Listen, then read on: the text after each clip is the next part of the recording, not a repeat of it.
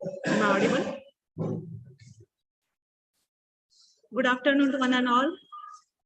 On the second day, second session of Faculty Development Program on Integrating Yoga in Higher Education on the occasion of International Day of Yoga 2022, organized by MEENAKSHI Academy of Higher Education and Research, Chennai. May I now request transhumanist medical yoga practitioner, Professor Master Shegar.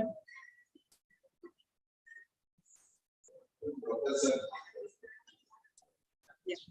Thank you, sir. Sir is president at Malaysia Yoga Wellness Association, President Technology and Health Scientific Research Association, Malaysia. Sir is a yoga master from Malaysia, a motivator, health activist, spiritual science teacher, peace activist, researcher, Varma practitioner. He is currently researching on human enhancement programs that dedicate to improve human capability and improvement of brain activity through yoga and other techniques. He is also studying on the genomics of mind-body therapies. His research work includes spiritual and yoga techniques to activate some part of DNA functions, which contains the memory of the past inheritance part.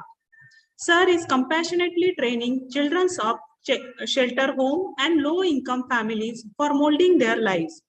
Sir is leading yoga master in Malaysia and globally, teaches yoga to various age groups, among them senior citizens with physically challenged and other sports enthusiasts include. He is one of the leading in the industry of yoga dance and creator of yoga fusion dance, which leads to Malaysia Book of Record. Sir has been honored with many awards and prizes. He has received many awards for being international judge in yoga championship, not only nationally, but in worldwide, such as Thailand, Nepal, Abu Dhabi. He has won gold medal in Abu Dhabi, UAE, and Thailand for Asia Yoga Championship. He was awarded with Yoga Bhushan from India Yoga Federation in Thailand during 2018 Asia Yoga Championship for his part in developing yoga and his contribution. In 2017, he has created a new fusion of yoga, Yoga Fusion Dance, which entered in Malaysia Book of Record. He has been awarded a certificate from Deputy Minister of Sports for winning World Yoga Championship. Indian High Commissioner has awarded him with certificate for Yoga Dance Fusion in 2017 and 2019. Till date, Sir has brought many students to the international stage for yoga sports and won 14 golds for the World Championship and 4 silver, 6 golds and 4 silver, 1 bronze for Asia and 2 bronze for international yoga. In 2018, Sir has successfully organized National Yoga Championship with 6 states participating with over 100 students pre-qualifying from the state level.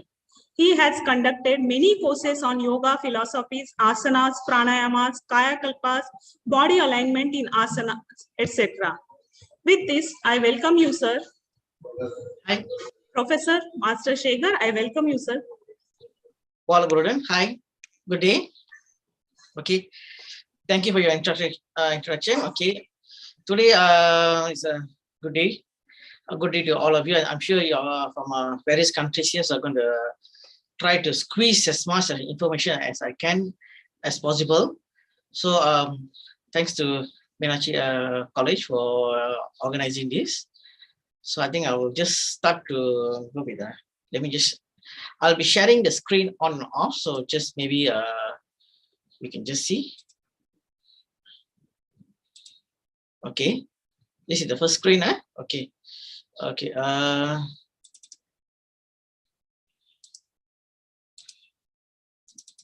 Okay.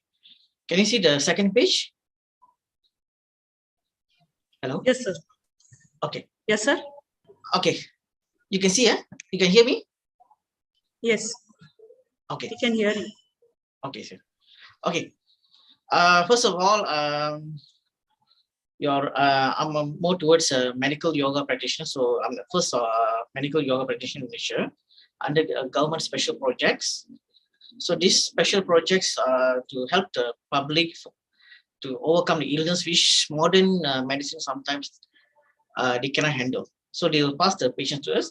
It's also under special once a week project. So once a week, all our specialists from Malaysia will gather in one place to give free treatment for public.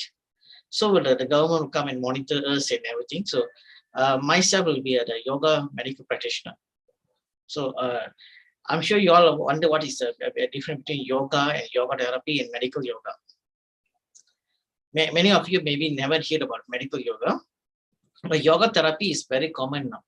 So yoga is, let me see, how we get something to keep us in active, make us really, what do we call, health conscious. So people want to go weight reduction or anything just to stay fit, they go for yoga. Yoga therapy is given by therapist teachers for specific sickness. If they come for body pain, they'll give some command of a few yoga asanas where we will just, but without knowing what is the actual root cause of the problem. But medical yoga, we diagnose using modern technology and traditional method, then we give them the yoga treatment. So there's a lot of medical yoga treatments and yoga therapy. There some correlated, but here some people they come with a shoulder pain. So some people when they come with a shoulder pain, they'll come and tell, I'm having a shoulder pain. So we will try to give some yoga asanas to just release the yoga, but we are not actually looking at their root cause. Their root cause may be not at the shoulder, maybe at the spinal or at their pelvic. So this is where the medical yoga comes in. So medical yoga does not mean we are MBBS. Like myself, I'm not an MBBS doctor. I'm also a yoga master who took a diploma in yoga and health. Then from there, we did my own research over the years. So we bring in a lot of experts. So we combine a lot of treatments. So yoga actually is, although 5,000 years ago, Patanjali, they compiled to one systematic some to 8 different steps. Then other things they break it down. But yoga actually exists years before that. So if you see, yoga has been exists maybe 20,000 years ago, but it's been compiled 5,000 years ago. But before compiling, they already, before segmenting, okay, this section of yoga going here, this section of yoga going here, we already including the treatment in the yoga. So the treatment in yoga, you can see a lot of yoga treatments is actually moving here. And so what we call is our human body is been learned by over the ages. Over the ages, a lot of saints have been learning by our human body. So they also come out with some asanas to, okay, this problem, you come with this asana. So it's been exists for ages. So what we are now going to tell you is today is how we're going to go back to the ancient style, but with a modern technology. So how the medical yoga comes into the picture, how we give treatment to the patients that who comes to the clinic. So first, before that, you need to understand there's a huge things in yoga. We can even go for yoga. Okay, next we can you see, okay, here is some of the things that I have correlated with yoga. See, Varma is acupressure points. That means we are pressing the points. See, in Chinese we have acupuncture. They're using the needles to go to the meridian points. But in Varma, we use sometimes sticks, a pen, or certain equipments. They have 40 different types of techniques to actually give you the pressures. But basically, most of the practitioners, they use hand. So they just press the points here and here and here. So these points, we are actually pressing the lymph nodes. Lymph nodes, there's 72,000 lymph nodes in our body. So you understand 72,000 lymph nodes, you can understand how possible yoga or Varma master can learn anything. Actually, we have important lymph nodes. That means the major points of lymph nodes, which is connected to the micro lymph nodes, we're going to activate that. So yoga, as you know, we have physical exercise, we have breathing exercise, and also we are correlated to muscles and also to the blood. So yoga actually is impact mainly this. So this is how we're going to look at when we're giving a medical yoga treatment. When a patients come to us, they come, doctor, or I mean, myself, we call it a medical practitioner. They come and so we will first analyze them.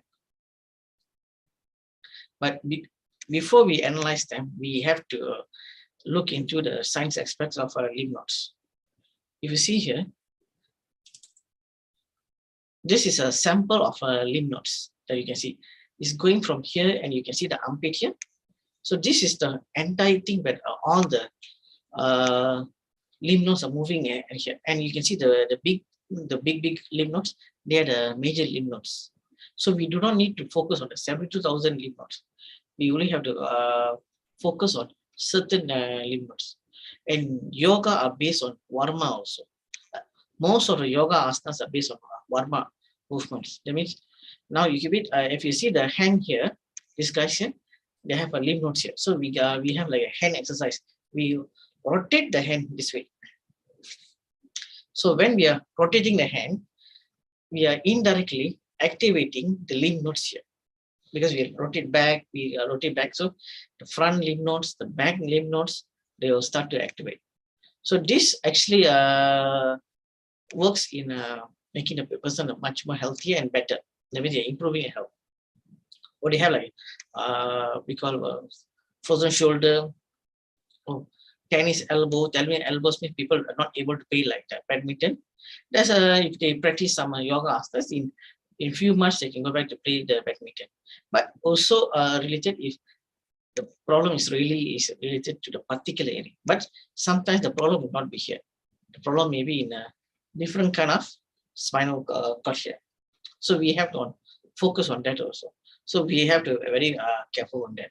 So these lymph nodes is where we focus on mainly when we're giving a yoga therapy or medical yoga. So this lymph nodes is on whole body we have, from the top of the head to the right bottom to the leg palm.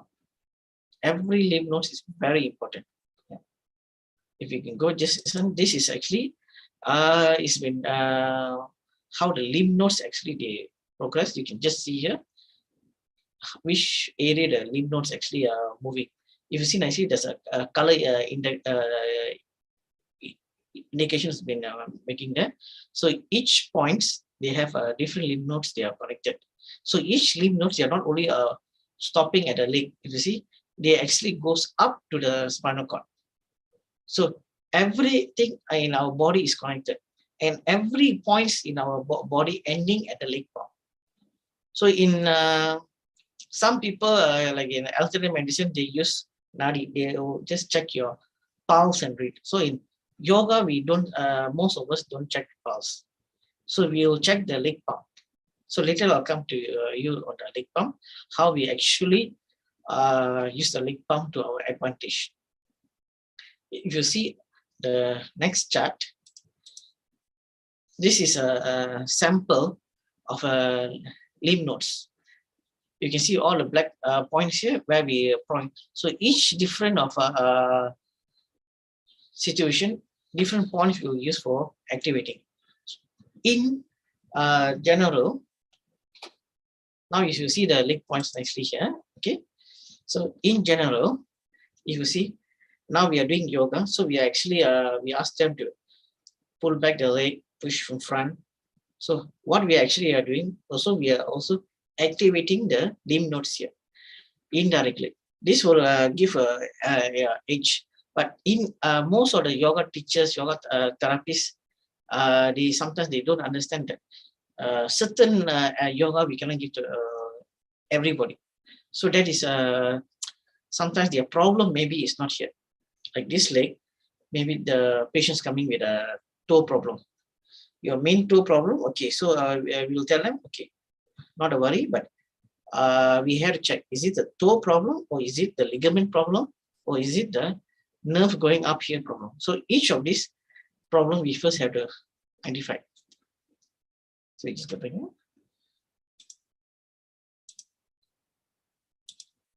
Okay.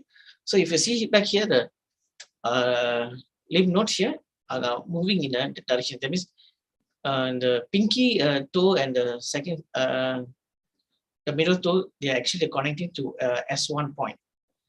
The big toe and the second toe in between, the third toe, is connecting to another point. So this is actually, even though we are seeing the legs, but their toes actually are moving in a different direction, the current. So we are using actually the like a pulse. That means sorry to disturb you, sir. Can you yes. make the PPT in full screen mode? The visibility will be good. Oh, okay.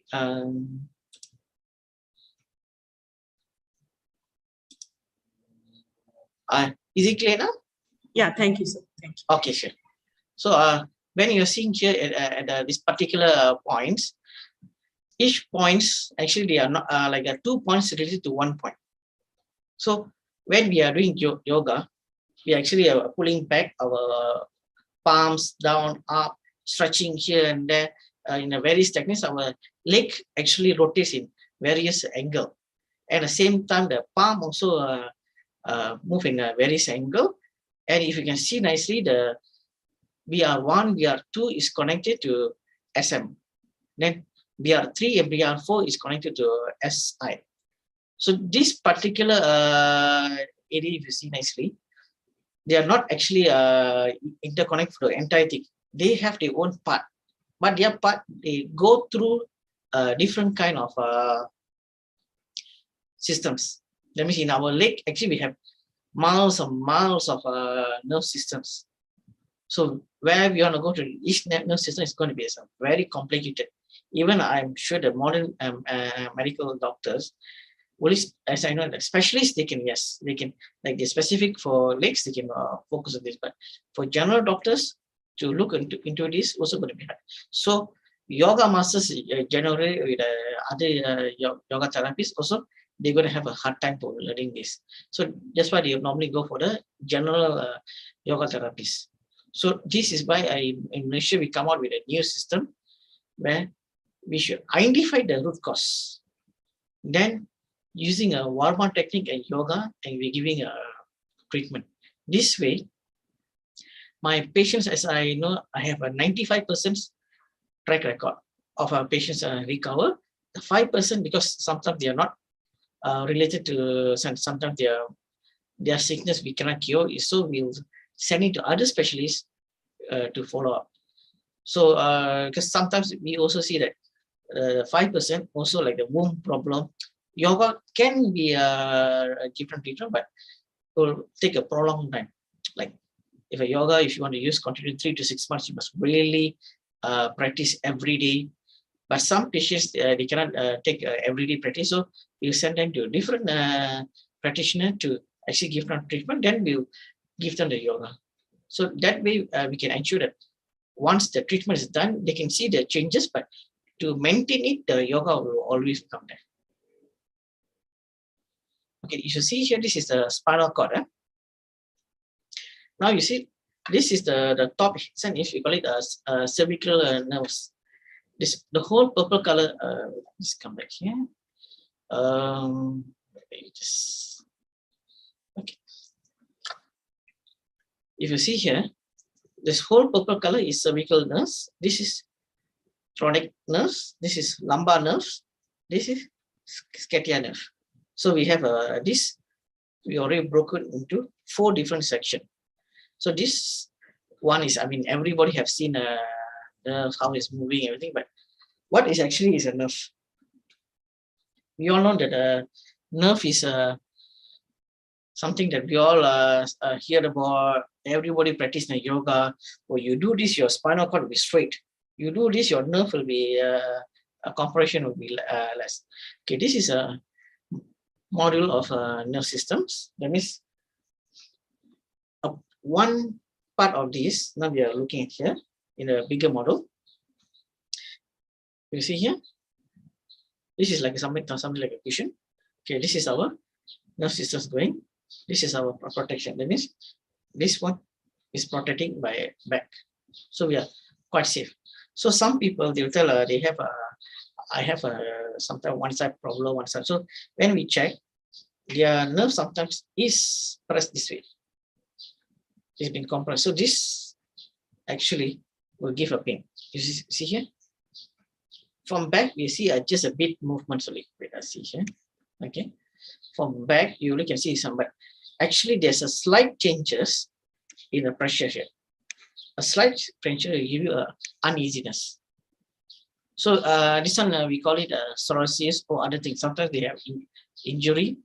When they have a injury, especially most common injuries happen at this ring zone, lumbar section. So this is where most of the patients will come and complain. So this is the pelvic is here, the sacrum is here. You see, your bowel, bladder, sexual function is going on this nerve system. Your leg muscles are going to this neck system. Your chest muscles and abdominal muscles are going here.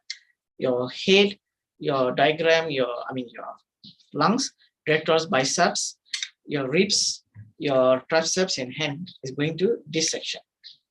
So now you can ask, what is why we need to learn medical yoga compared to the normal yoga?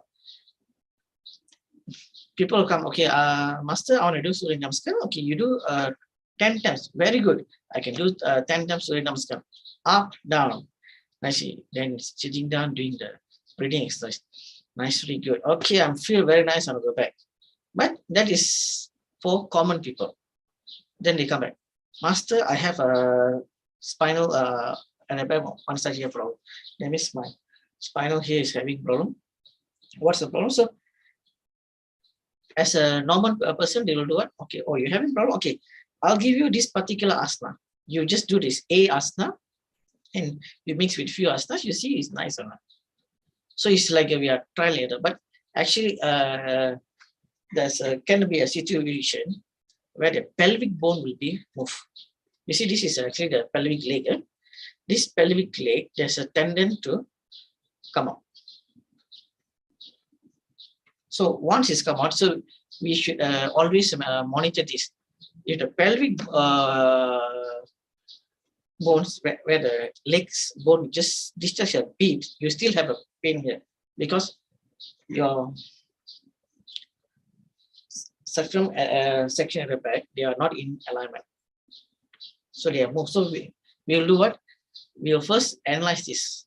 There's a method of looking at, if you're it's a very simple method. You can take your both hands, but this one is looking to this one is 70% accuracy, I can tell you. There's another method which is we normally use to link to exam, but it's quite hard to demo now, but I can just tell you. You can take your both hands, put together. You see this, you can see one going up, keep it. Now your one pinky finger here, that means you must follow this line. These both lines must join together. Okay, these both lines join together. So you see now I just bringing up my pinky finger just for a demo. If my pinky finger is a bit higher than here, that means my this side leg already went down. So this side of the leg is higher now. That's why I'll be having a pain.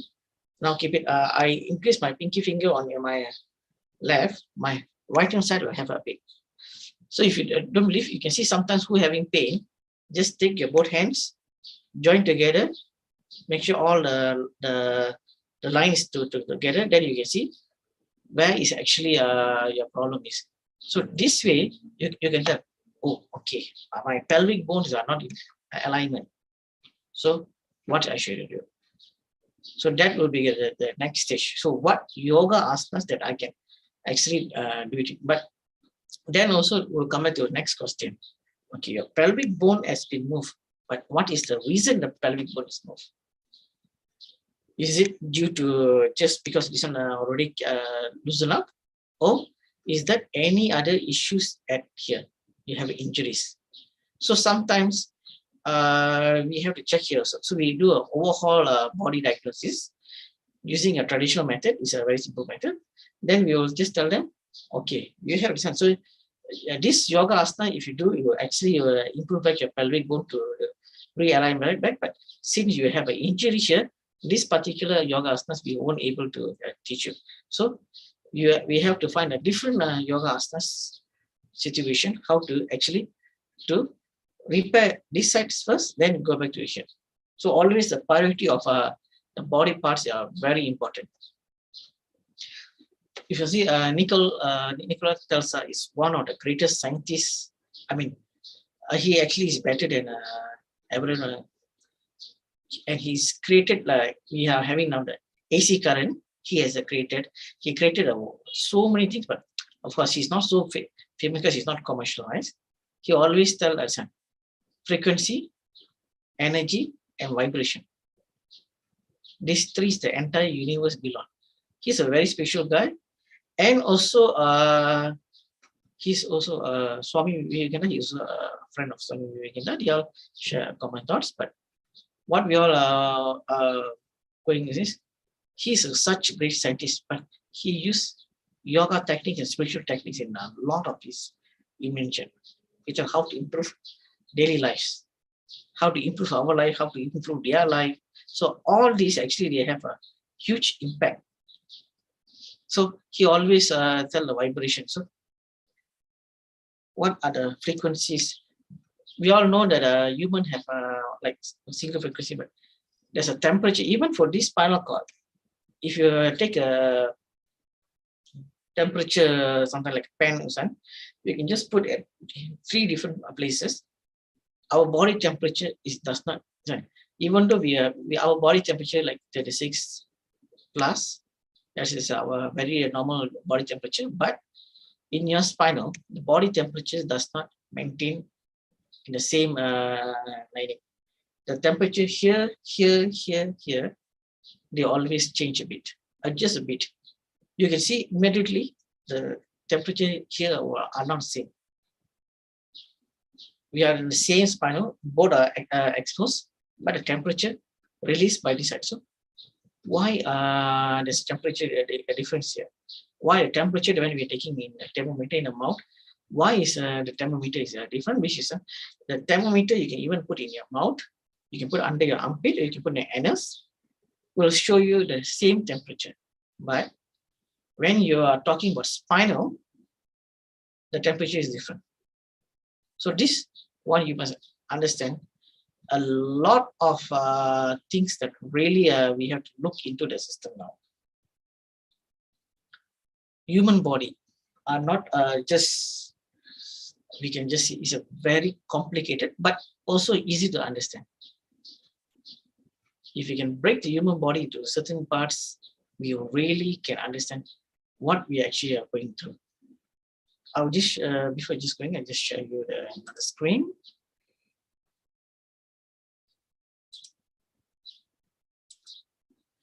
Okay, like just now I tell you, this is all the spinal cord. Okay, it's up to sacrum, up to your the tailbone here. So you just see here this. Okay, this is nothing. You can have a look. Okay, this is some of the example. Now I can show you. This particular lady is just doing a bridge pose. You can just see what actually is muscles has been moving around in her body. This is one of the way we can notice the muscles movements. But if she have any injuries here, we will not know, because her particular these muscles are holding, so she look fine. But when she doing other yoga asana, maybe she the symptoms will come out. Okay, now you see here we have the butterfly pose here. Butterfly pose is a very common pose. Okay, but also not everybody can do the butterfly pose. Even though we tell it's very common, but still we cannot do it. So there's steps to do a butterfly pose. Step by step, how do you gonna go to the next section? Next. If a patients come with you can see here the X marks here. If the patients come here, the X mark here, that means they're having pain. So we can ask them to do a butterfly pose to release the pain.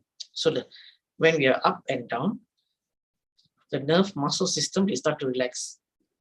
Of course, we sometimes use acupressure points to release the points. Then we ask them to do the warm pose, which is much more faster. But in case, like I tell you, the bone here has been loosened up. Let me show you. The bone here, the pelvic bone here, just now I was telling you, has been loosened up. So this bone when loosened up, not everybody will notice this, but they will notice pain at your back, lower back. So this kind of people, they have to see, is it your bone has been loosened up or is it some other problem? If the bone loosened up, normally we advise them not to do the butterfly pose, or just a bit loosen up. Sometimes we just ask them to strengthen back. Okay, but if we see the alignment is of the hand is or the leg has been moved a lot, then we will do what? We will ask them to don't do butterfly pose, because this will further injure your thigh, and also the bone will not rotate, because it's like how we call is. Okay, now we are talking about this. So this bone now we just is just a bit loose. This is a bit tight. You see here, this is a bit tight. This is loose a lot. So this side of the leg is okay. This side of the leg, they are going to get more serious injuries, because this one is going all around. So sometimes there's chances that when you're doing butterfly, this one will just come out. So when it's come out like this, it's going to be a great cause of pain. So sometimes certain masters, they like to stand when they're having the butterfly pose. Certain masters, they like to stand on the leg. So the masters must able to determine, can we push the leg down manually or not? Is it safe or not? If the tightness is so tight at that area, when you push, when this one is already loose, you can snap out. Snap out, that particular student is going to suffer for the rest of their life. If the master, they don't know how to push back the bone into the pelvic.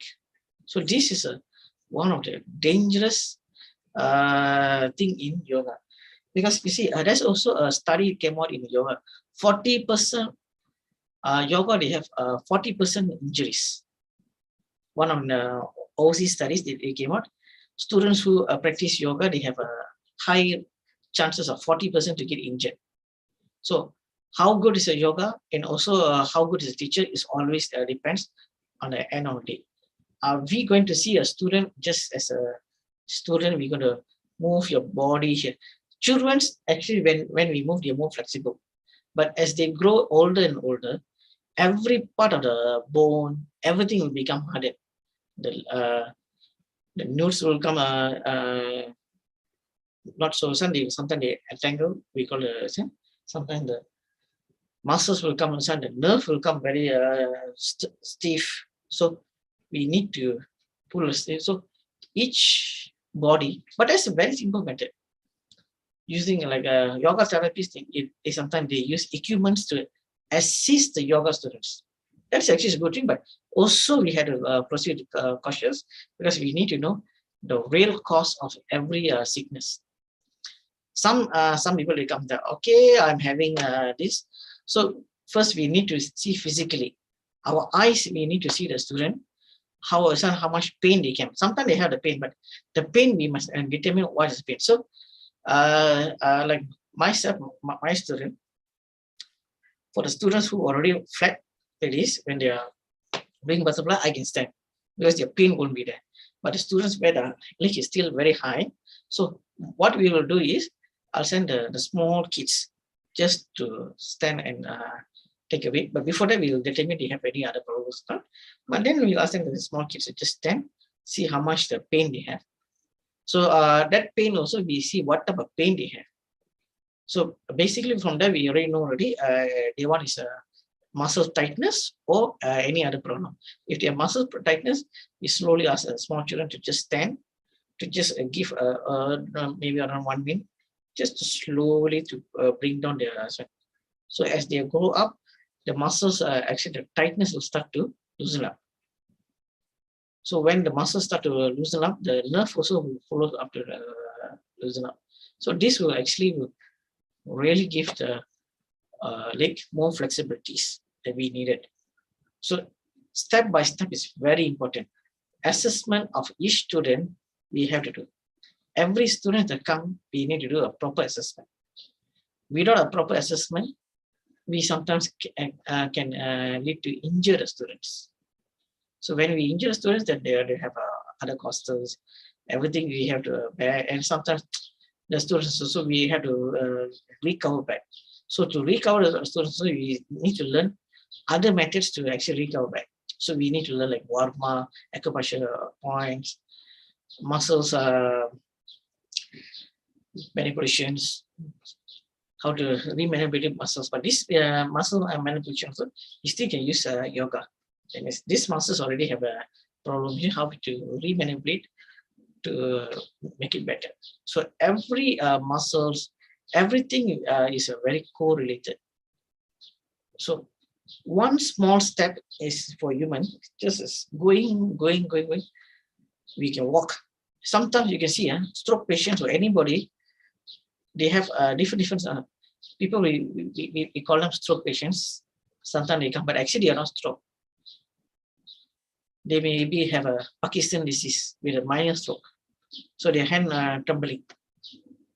But some people they think this is a stroke symptoms. So some yoga masters, they will start to give, okay, this stroke patient, you give this yoga asanas, but they are not a stroke patients. They actually maybe come with a different kind of like a Parkinson, some other diseases. So they were coming. So we giving them a wrong therapy. Always a very important is to assess the and thanks to the new modern world, we actually have equipments that we can actually use it to test it. So we can even send them to a proper doctors or proper Ayurveda doctors. Ayurveda specialists, they can actually diagnose a person and tell them, okay, you're having this problem, this is what you should do. So basically we can use the Ayurveda teachers, whatever the reports they give, okay, this person what sickness. So based on that, we can actually come out with our own therapy plan for the students. That way, the students also are happy. So we have like a common classes, everybody come, but common classes is best not to give eye-hand yoga asanas unless you know the students' capacity can be done, or they don't have, like you see, some people, they, first few days they will already ask them to do the headstand, the students, but some students maybe have a high blood pressure. Even young kids also nowadays have a high blood pressure. So what will happen when they are doing upside down? So all the blood flow will come to the brain. Their migraine maybe can go worse, or worse, they can collapse out of oxygen, lack of oxygen. Even though the blood flowing there, but over limit blood is going there, so the movements of oxygen is only be less. So this is actually, we have to look into this material, because yoga is one of the best treatment in the world, I can tell you. Compared to other exercise, yoga is the best. But at the same time, we have to look at what is best for the student. Just for the sake of, I'm a teacher, I'm going to teach you, please come. No. Because as we are running the classes, because I'm also like a yoga master, so we also can, we are telling, okay, come, please sit down, you do. Normally, if you have to ready a few steps of yoga asanas. When you have a few steps of yoga asanas ready, you actually can see the students actually where they're having pain. Where is the, because you just have to ask them to do the certain steps. You can see their face reaction. Sometimes this hand, when they're carrying them, they move very far. This hand, they go on, just, but all these small, tiny things are very important to notice in because yoga is most important is eye seeing. Because body touching is secondary, but what we see is very important. So when we are giving the sense, so we have to see their comfort. If the patient is like they're doing twist, they're moving here, having pain here, but moving here, okay, then you know somewhere either in the spinal or in the muscles they're having problem. So this we have to determine why they're having problem, because we want to bring the yoga to world-class treatment.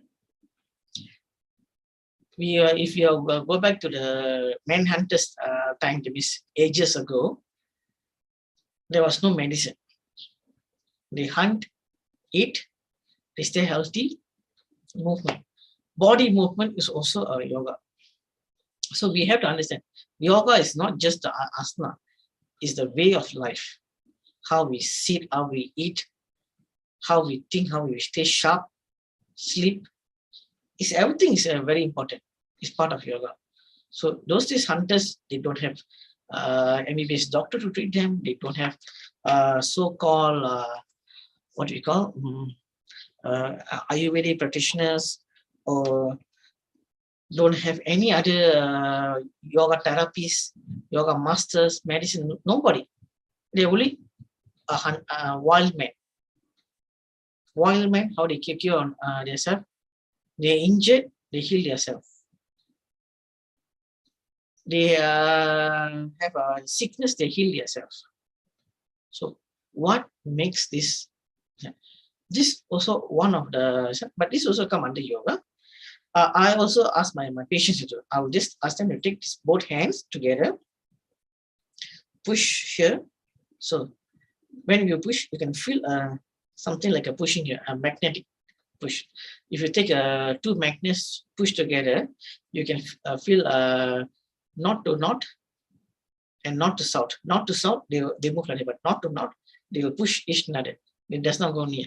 So the same impact you have here. That means you will, like you're pushing a bit, you can feel some pressure, a small pressure here.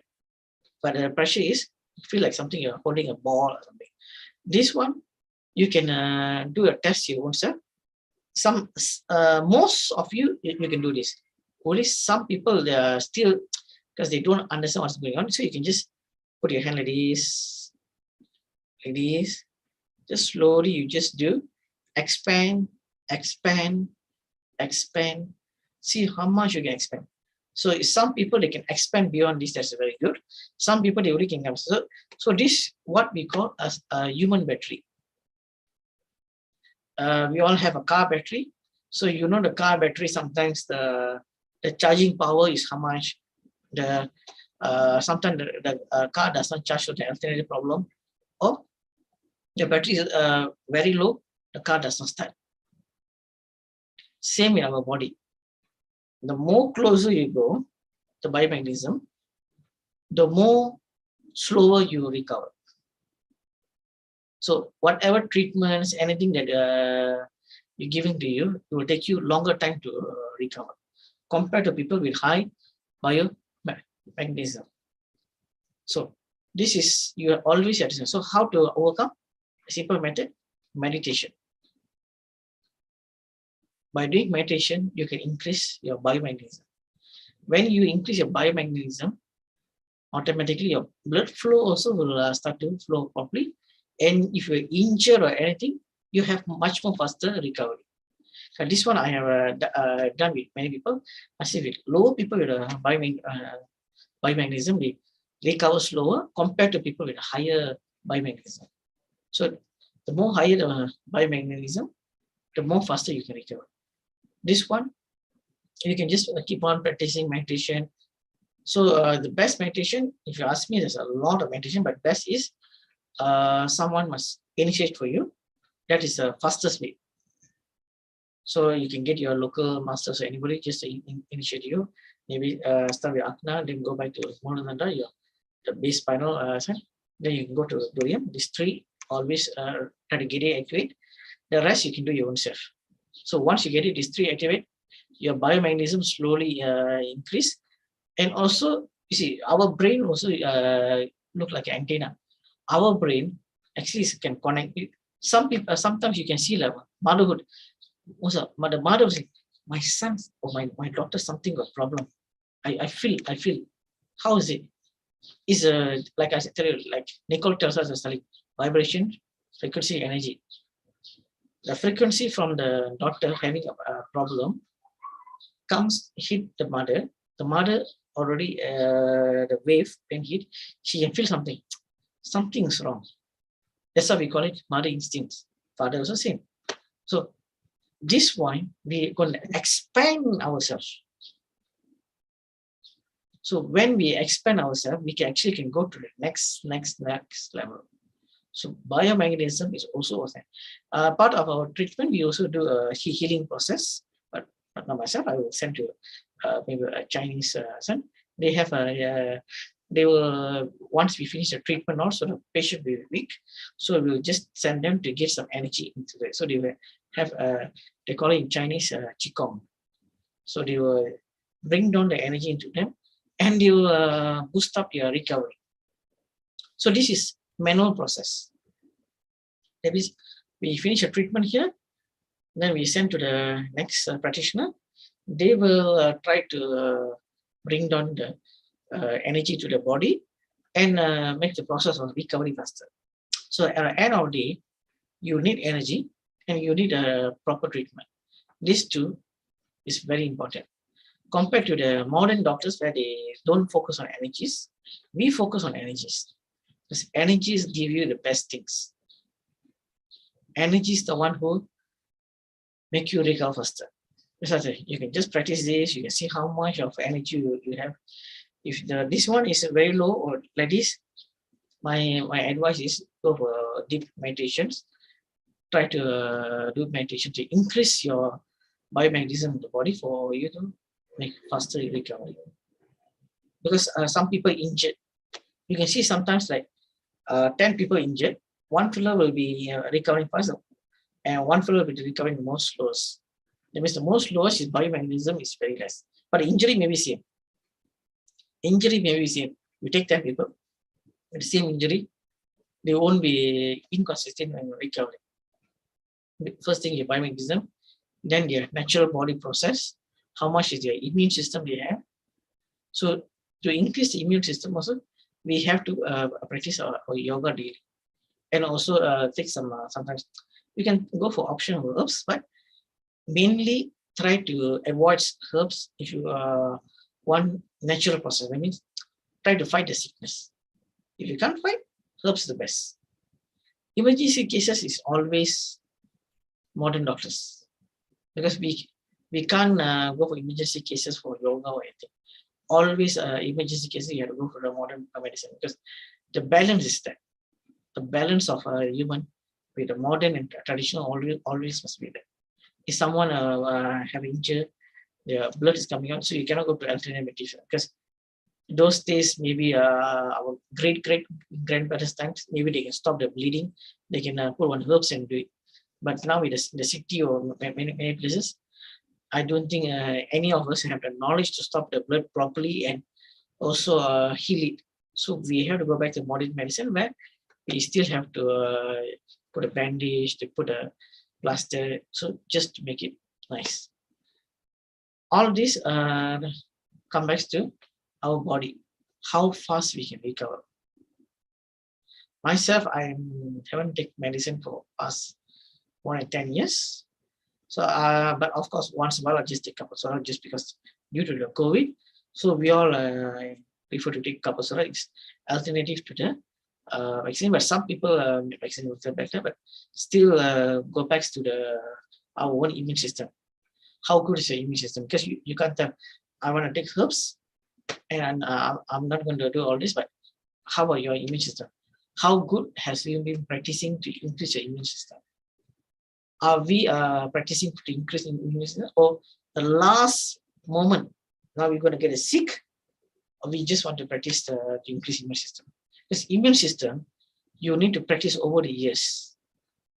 Over the years, like some of my patients, like 6 months, like one patient recently, she was taking 20 pills.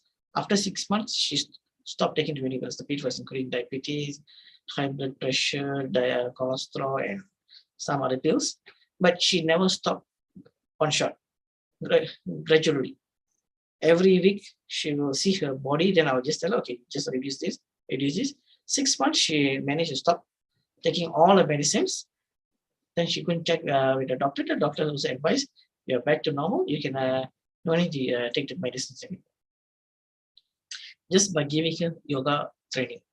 I'm telling you, just follow the steps for 6 months. You can one by one. So we have like 47 asanas. We just give her. We just ask her to practice simple asanas to just practice for all kinds of sickness. So she have cure. So this one, people ask, oh, very good. Can we use this one for others? Still cases. What is a case by case? Everything case by case. Common asanas, yes, it will really help you. If you're healthy, it will help you to come out with your immune system. But if you are sick, then you must go for specific asanas. But what is sick? What is the root cause? Sometimes we all have like a migraine. Okay, I have a lot of migraines, but that migraine does not mean you have a problem here. It may be your stomach upset. Because I had a patient, so we use that time we use energy healing. He just came for he had a migraine, so we found the problem was in the stomach, so we just give them energy healing. So I created one kind of spray that we can contain the energy inside, we just deliver it directly. So we just spray it on it. In a matter of 5 minutes, his migraine gone. But we never spray here, we just spray on stomach. So from here, we know already the problem was not here. The problem was stomach, undigested systems, release some kind of acetic which impact the lymph nodes and also the blood vessels, which the oxygen, so they have the migraine here. So back to the sun, so we are not able to determine anybody by just seeing. We really have to go through them. What is the root cause? The root cause is the life savior. Life and death depends on the root cause. That's what I said. Some people, they come with a frozen shoulder. Why you? So you just do the points, give them the massage and go, and ask them to do this yoga, but they still have the frozen shoulder. Then what is the root cause? Because they have uric acid. A lot of uric acid here. So you want to give them how much yoga asana also. They cannot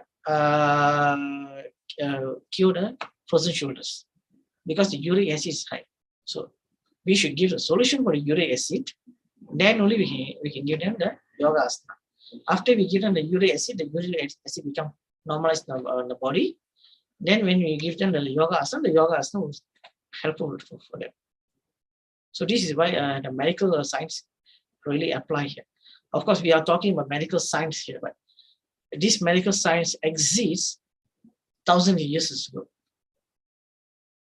We are talking now modern machinery, modern method, but medical science already exists. That's why we can able to do operation a few thousand years ago.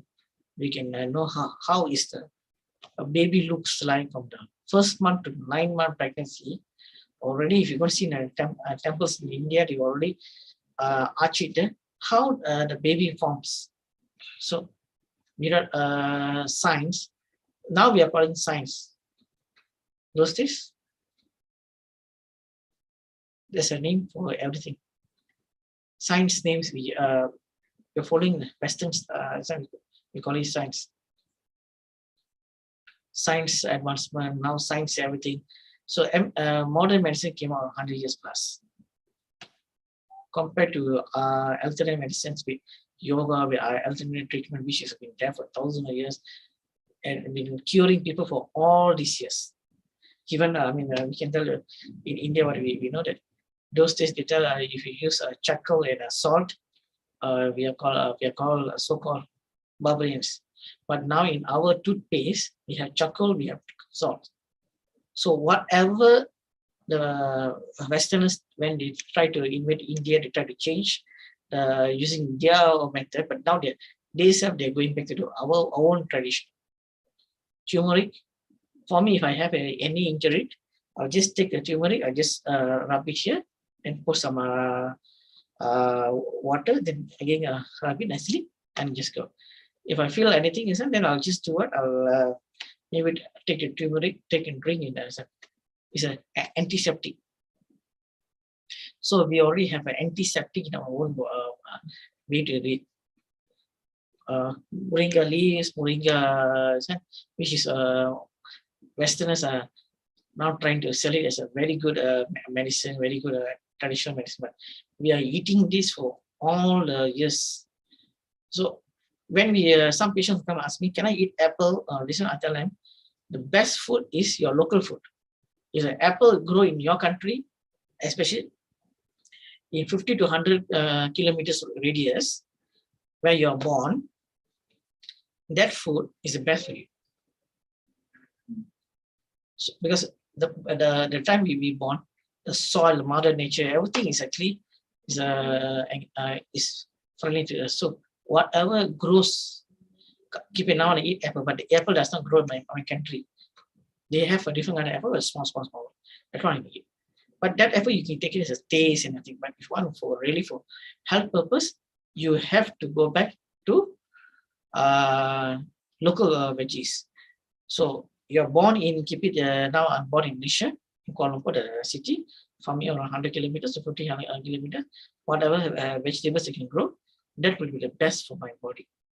That vegetables are helpful for my body compared to vegetables I'm buying from overseas. Because overseas soil and our soil is totally different.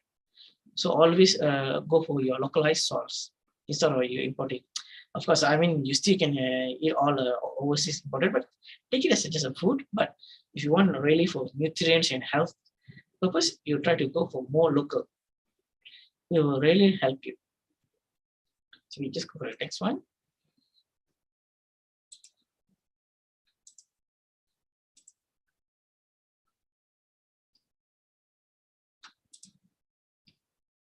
Okay, this one you can just see as a sample also. I just show how actually a human body from outer skin, muscles, and bones. So this is where we all actually have to focus a lot.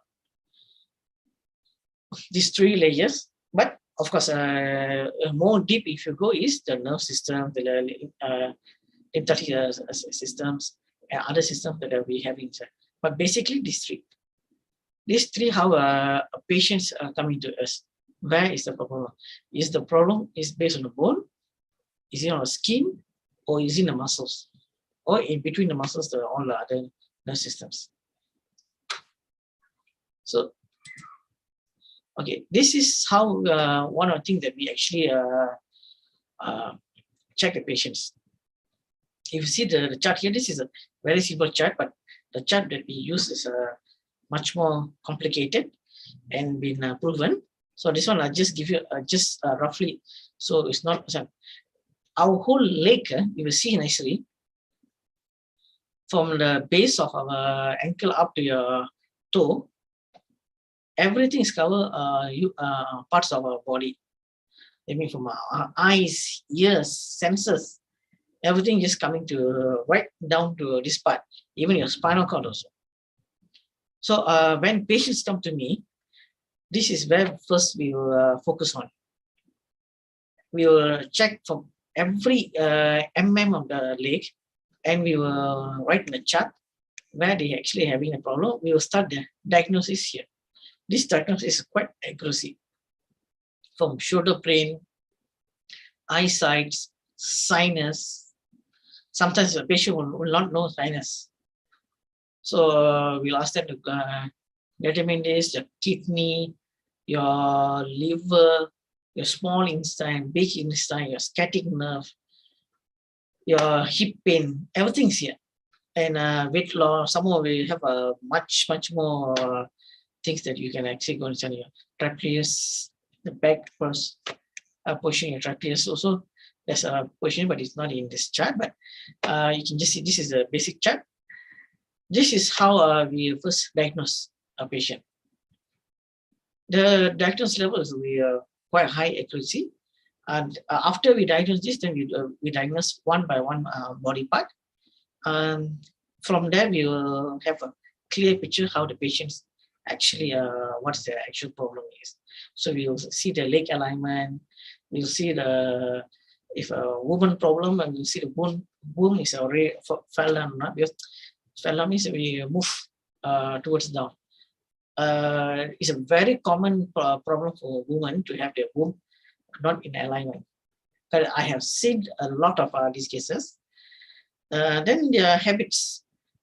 Sometimes the nowadays girls, they like to lie on their chest, carry out their both legs and move up front, just like some nice. But that one they don't understand will actually impact the womb. Sometimes if you see a womb problem or the urine does not properly go out, they actually start to collect into your stomach. You can see, especially women at the side, next to the pelvic, they are more swollen. They will like, let me see. So we have to understand, okay, the woman's pelvic here is a normal one will be flat, but certain women you can see there's a curvature. That means they have more bigger at the side. So the side here they have more bigger. This one is due to their womb problem. So this one, if you want to use yoga, will take your time to decide. So we'll do it. We'll use Warma points to actually push back the womb up. Then we'll give them some yoga asanas. Okay, you continue doing this, so your womb will be stay like that. Your muscles will build around the womb, and your womb will be back to normal. So even pregnancies, also we're having some people come for difficulty. This is the same method we actually use for pregnancies. So these type of things, the whole body actually go back to the leg. We start with the leg. New patients, we always start with the leg. Okay, we diagnose the leg, then from the leg up to the even the chest, another chakra, your chest chakra. You just sometimes you put yourself in push. If you have some pain here, this one sometimes indicate your stress. Not just stress, here the chakra is being weakened. So this one, meditation is last. You need to do cleansing, back and some yoga asanas, and sometimes so people who worry a lot, they stress a lot, they normally have the pain here, and sometimes the pain from here will move towards your chest. So we know the pain has been spread. So this one also we will actually look at some. Okay, we tell them, okay, this one is best is before you start to do some, we'll send them to consultation. So we have some traditional people. They will not necessarily some psychiatrists, but more towards traditional methods. People also in our clinic. And since this project is totally about alternate medicines in our clinic, so we'll send them. They will go through the process. They talk on 3-4 weeks. They'll recover. Then when we touch back here, the pain either reduce or there's no more. So every body parts in our body tells us a story. It's just that how we want to take the story. The body always telling us something. But are we aware or not? We are not aware. We are just thinking, okay, our body is just coming and telling me, this one I think slight pain. Yesterday I sleep like this, I think I had a pain here. But the body is trying to tell you something, hey, there's some problem here. You better get yourself checked. But we should not panic in checking our body, because we must always understand our body can self-heal with a proper yoga asanas, proper dietary, always yourself. But at the end of the day, are we going to just going to calm and just ignore all the signs? Now in the palm, I'm just pressing for people here. I notice someone in their practice. Okay, I tell them, do you have sinus? Maybe the pain, if they are having sinus in quite a bit terrible, they have more pain. But they never notice a sinus symptom, the pain is a little bit. So I'll tell them, you have a sinus. Maybe we should do some breathing tests, which I'll come later. I'll show you how, because I have some modern hospital equipment that I used to carry go around for breathing tests, from how to dynamometer, hydrometer.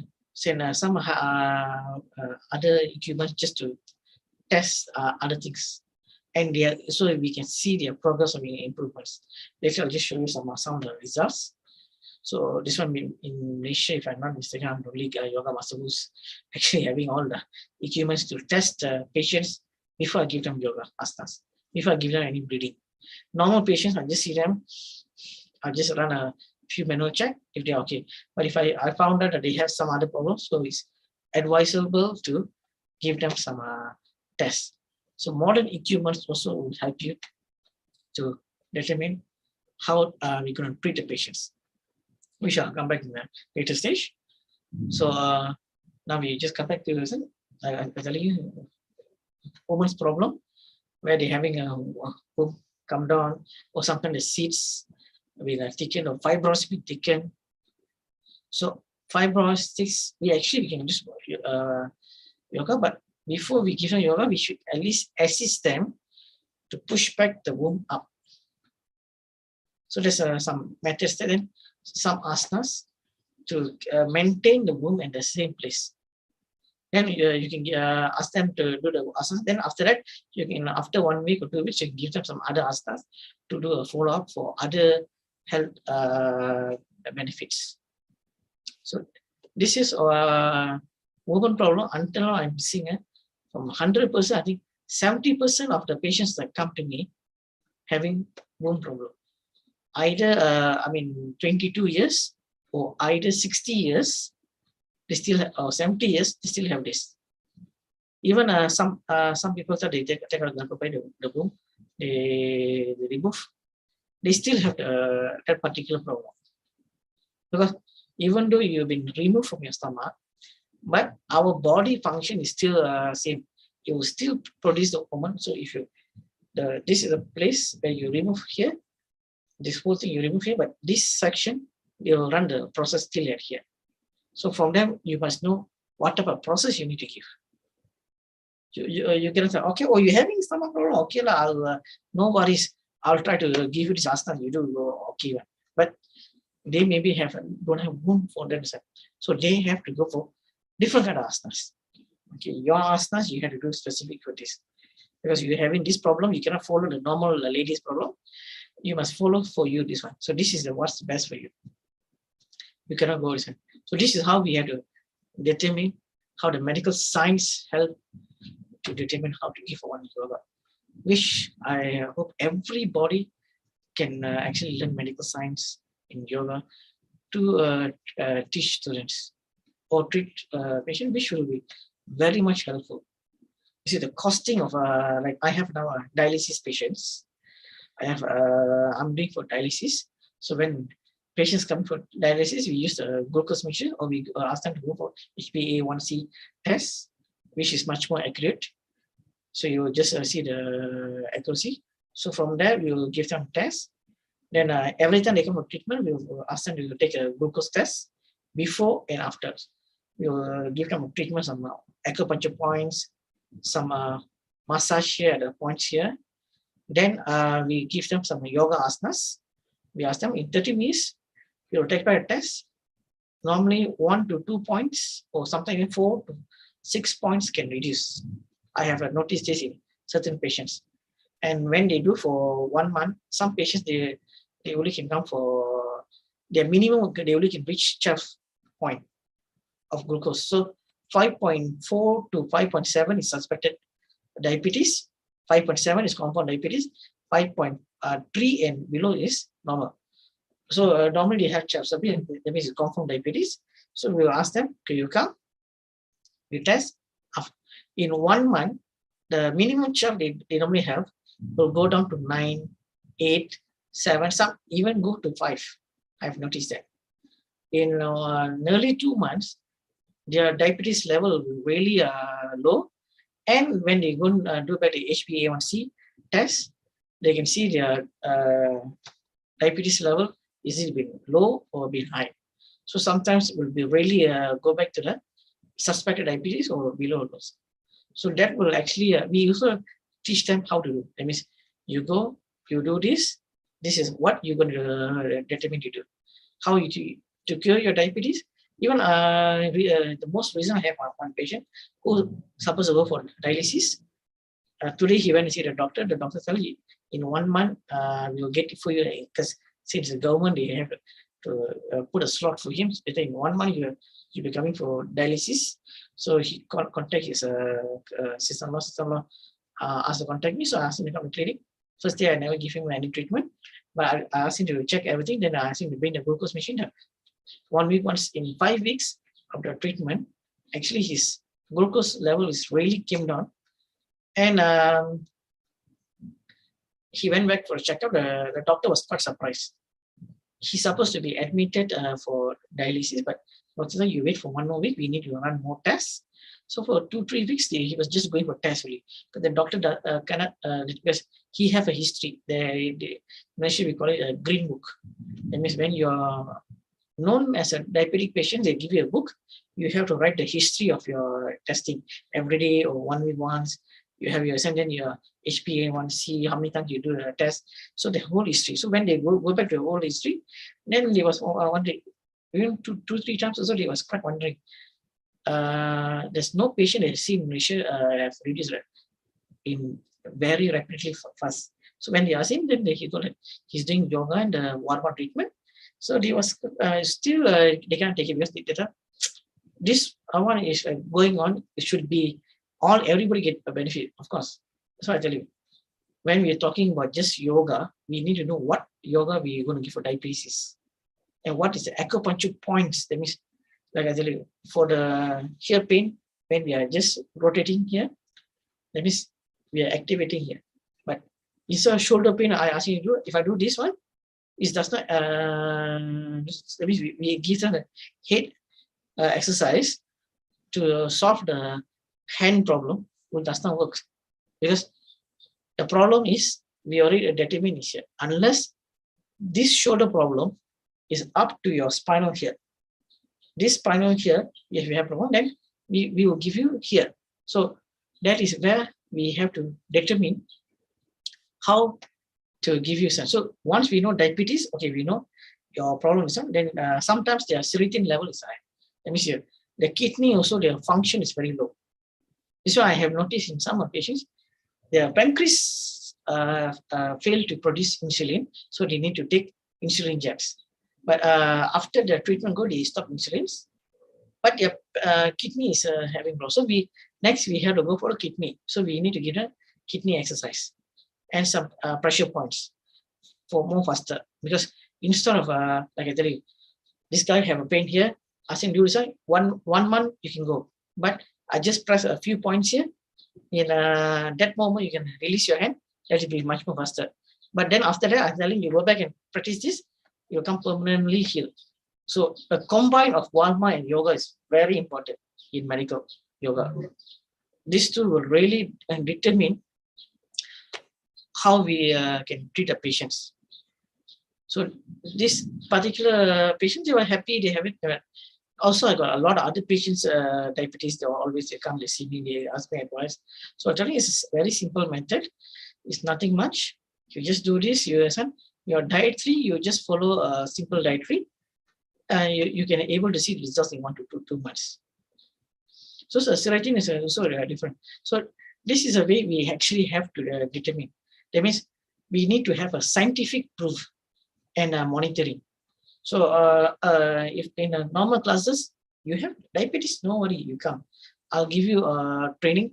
But did you take your check before and after? If you take a check, is it improving?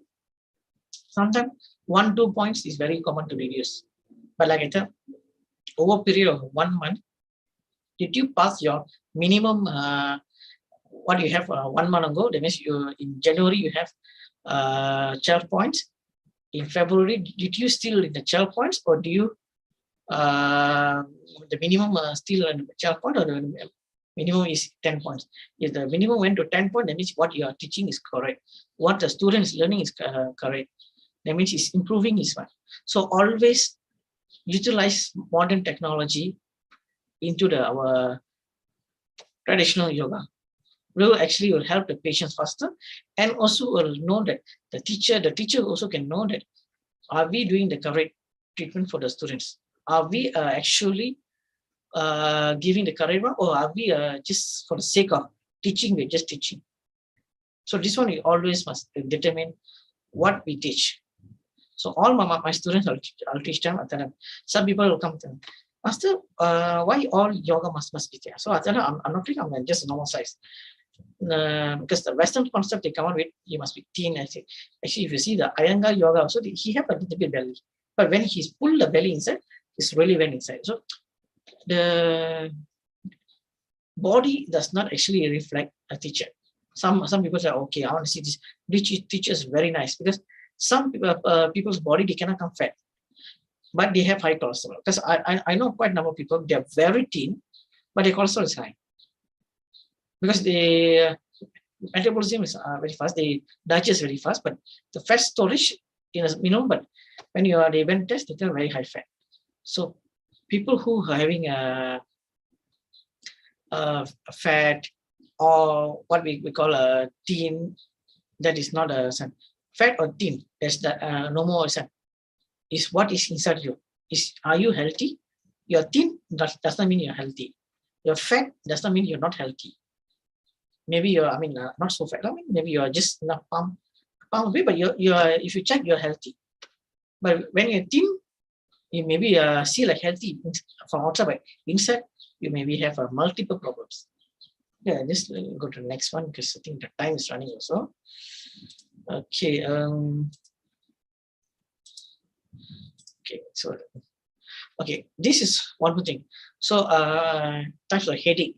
So, yoga masters normally they will, I mean, they have a more details one, but this one I just give you a 4 common headaches. So when students will come, okay, Master, I'm having migraine, I'm having I mean sinus tension cluster, they won't tell, because they also don't have. But there's a Master, I'm having a headache. So what we will do, we'll give them some breathing exercise. We'll try to give them some other advice, but we should determine what type of headache. Is it a migraine? Is it a sinus? Is it tension, or is it cluster? So some of this you can see here, like a migraine, pain get worse with normal physical activity. That means they're coming with you with a migraine, and you ask them to do a lot of yoga asanas. That particular migraine may become worse. Sinus also same. They're having a bad sinus, they're coming to you, leaning over, sudden movements or exercising may make the headache worse. Tension, they're coming to you. They're also headache, but physical activities does not make the headache worse. This one is where you can de-stress them. You can use some of the yoga techniques to de-stress them and make them okay. Cluster. So cluster is one side, just from one eye to the back. This one is very common because it's more important. This one, you also can use some physical activities to treat them. So we must know what type of headache. So I'll just try to go run as fast as possible. So you see, we must determine types of headache they're having before we can give them any yoga asanas. So everybody come with headache, because I know it's a very common practice in yoga. People come on headache, they say, okay, you lie down this, you do this. Like I tell you, sometimes when you're headache, you lie down, it will make you worse. So we should determine how is the headache they look like. Is it one side of the eye up to back the pain, or just on your forehead is a pain, or at your eyesight, your nose there pain, or just one part of your face, facial, left or right is pain. So we should actually check on this on the patients. If the patients fail to do this, the teacher failed to do this, they can put the lives of the student in danger. So we must actually determine. Yoga learning is actually a very good thing. Everybody I know is learning yoga in various places. But medical yoga, if you want to learn, is something. It's been there for ages, but For now, people are more going for physical yoga, or they just trying to go for certain, okay, I finished a certificate. So I hope the teachers in future, they can determine more about this type of problem and giving to students. Okay, if you want to go outside and teach, please learn all this, so you can know, you can diagnose a bit before you can give any yoga. Is it safe to give yoga, or is it okay to give yoga? If okay, you can just go okay. And next is what this is. This is one of the method that I will just give. You see the degrees. If a patient's come, okay, they're telling they're having the leg pain. So I'll just ask them to lift up the leg where the pain start. Okay, so we have a special equipment to know how many degrees. Using that degree, they will just jot on our files. Then we will start to give them some yoga asanas and treatment. After we finish the treatment, then we will ask them to carry up the leg, see how many degrees the leg actually improve. That means initially at 30 degrees, if the pain started there, when you get at this post, normally you'll have a pain at the hip. So when you're having a peak, 30 degrees, your hip start to pain. So we will jot down there. Then slowly, when we progress, we go to 45 degrees, 60, then we go to 90. Once we go to 90, then we see there's no more pain. Okay, you're back to normal. So this is how also we will determine. So it's this method, yoga masters also can adopt this and use that to see the yoga therapies or the yoga asanas they're giving actually help the patient students or not. So if the students, if the particular yoga asanas they keep on doing and the degrees of the pain is still remain same or becoming worse, is advisable to stop, so they will not injured more. So this is one way that we can use medical science to help to train the students and the patients, so they does not have further injuries. So we know this is a progress. How much progress is the progress is for good or for worse? So this is one of the method that we really can use. Okay, okay, this one is I was telling you. So I just go through a slide. I was telling you about sinus. So let me start this.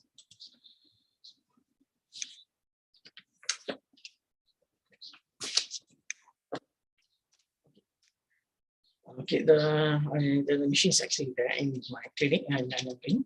Okay, when a patients come, I was telling you they have sinus problem. Okay, this was the latest patient that I haven't given there. Last week, a patient came to see me. So I noticed that when I check their leg, when their leg pump, the top side of the leg pump here is pain. So I asked them, do you have sinus? But she was confused. She thought I don't have sinus, but look like I have sinus. Sometimes the thing coming was here. So I do further check. Then I noticed she had a sinus because she thought she had sometimes breathing problem. So something like asthma, because they haven't gone and checked in a modern medicine. So she thought here the throat, she sometimes see like very pain. So this is the test result. I mean, not much. So once we use this with the machine, they come out with 50 different parameters. But I ran with 2 parameters. I mean, 2 tests are done. Is a 3. So this is the test results. This just come like this. So the graph with all the results, and this is for the second test. Okay. So what I can just show you here.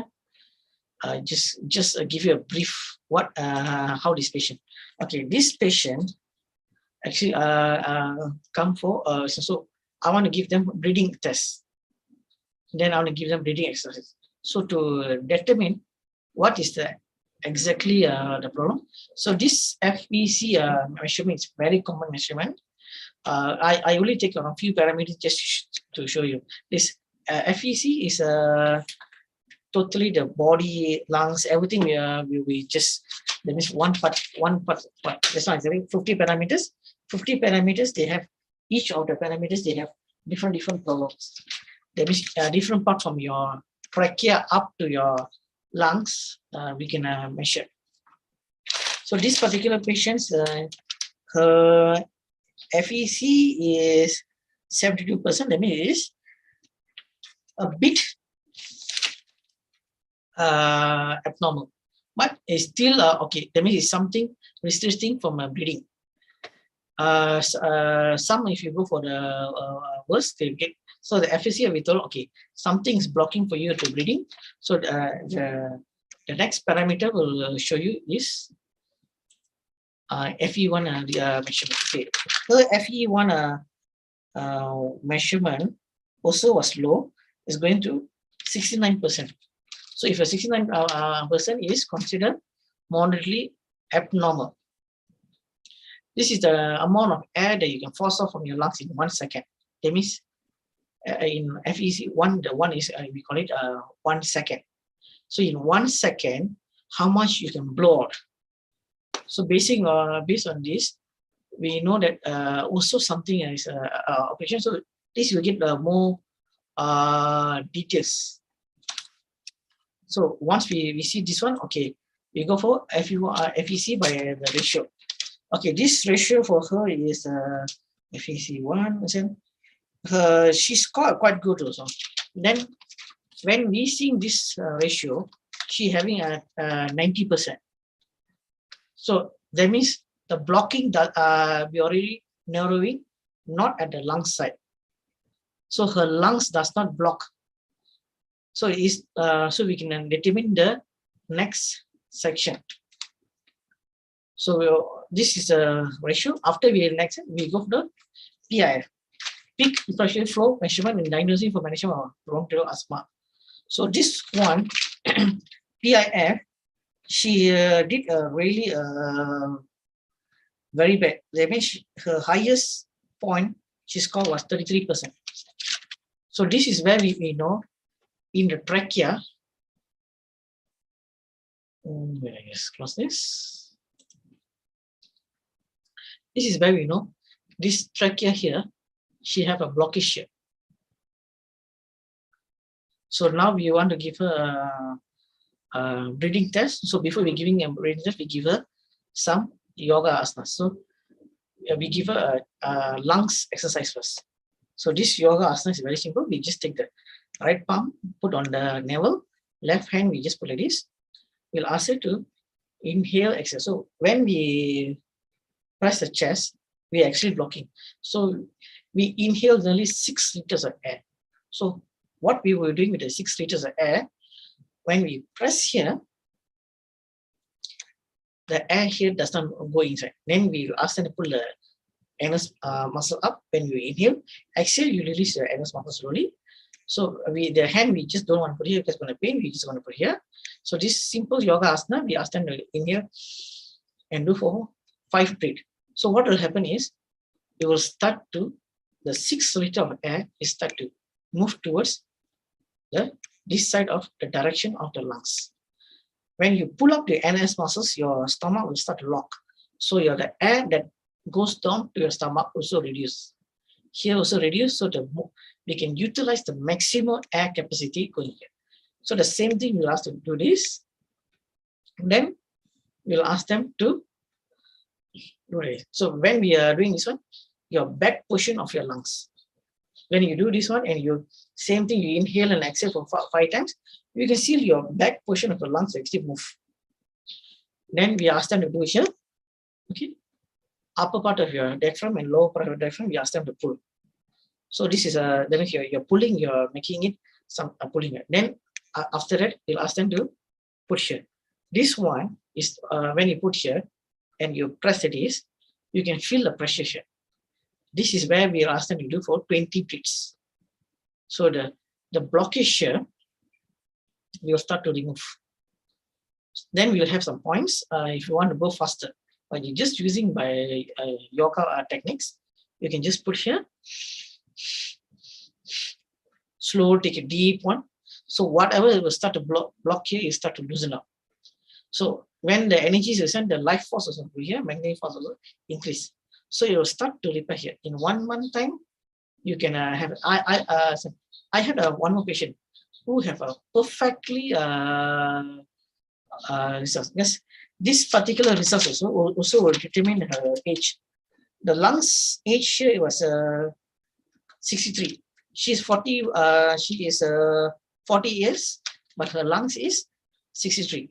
That means her lungs is show age. So I have a different patient which is placed to her. This lady was 50 years, but her lungs age was showing 45. That means the lungs is much more younger. She perfectly passed the first test. She passed the second test. The third test, she never passed because she can't do a rapid breathing. That means we asked them to, we have the mouthpiece, we put inside this. So her lungs can't rapidly inhale, exhale fast. So we know, because she's always telling she having she's sitting, walking slowly, she have a perfect time. But she trying to go hiking, everything. That means her lungs having a problem. That means she having so much of breathing in, breathing out problem. So that test, we call it a maximum vital, we call it MVV test. That test will determine if your lungs can go for rapid breathing. So we told her this lungs breathing you feel rapidly. So we give them some asanas. So we asked them just a simple asana. We asked them to start by using your left hand here. Just put your right hand here. We asked them to inhale slowly, but I'll do a fast and the sound so you can see. But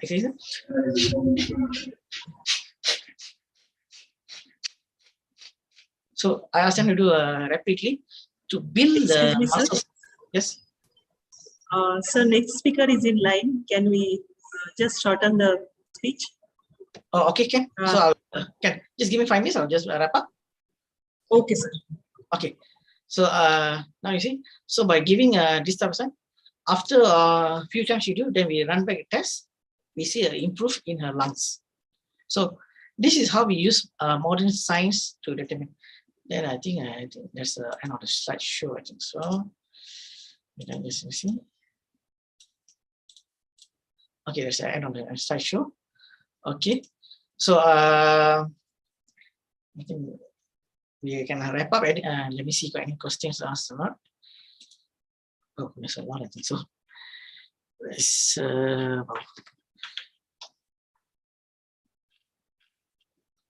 there's a lot. So actually, two questions were there, and Okay.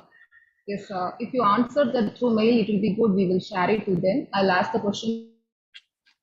Okay, just ask which question is this, because the screen is quite far from me. Can you just ask me for any questions? Just any two, which is a common one, so I can just give them that.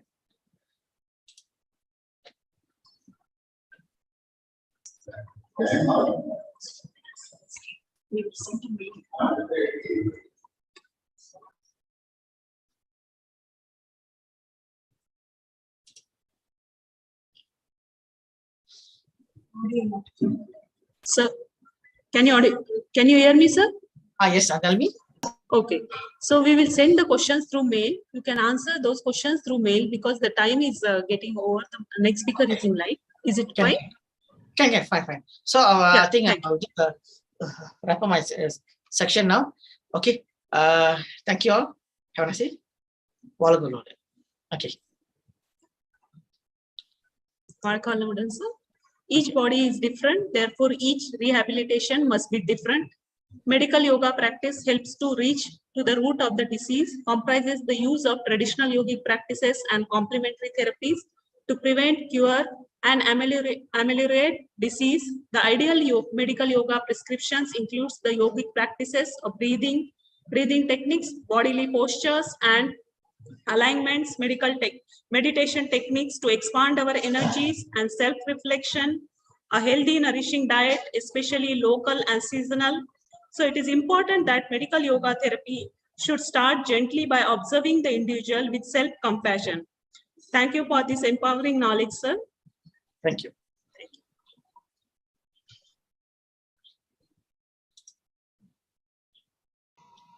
Now, the next session is on meditation and concentration by Ms. Nirmala Chaitanya from Shivananda organization. So before inviting our chief guest, I would like to give a small introduction.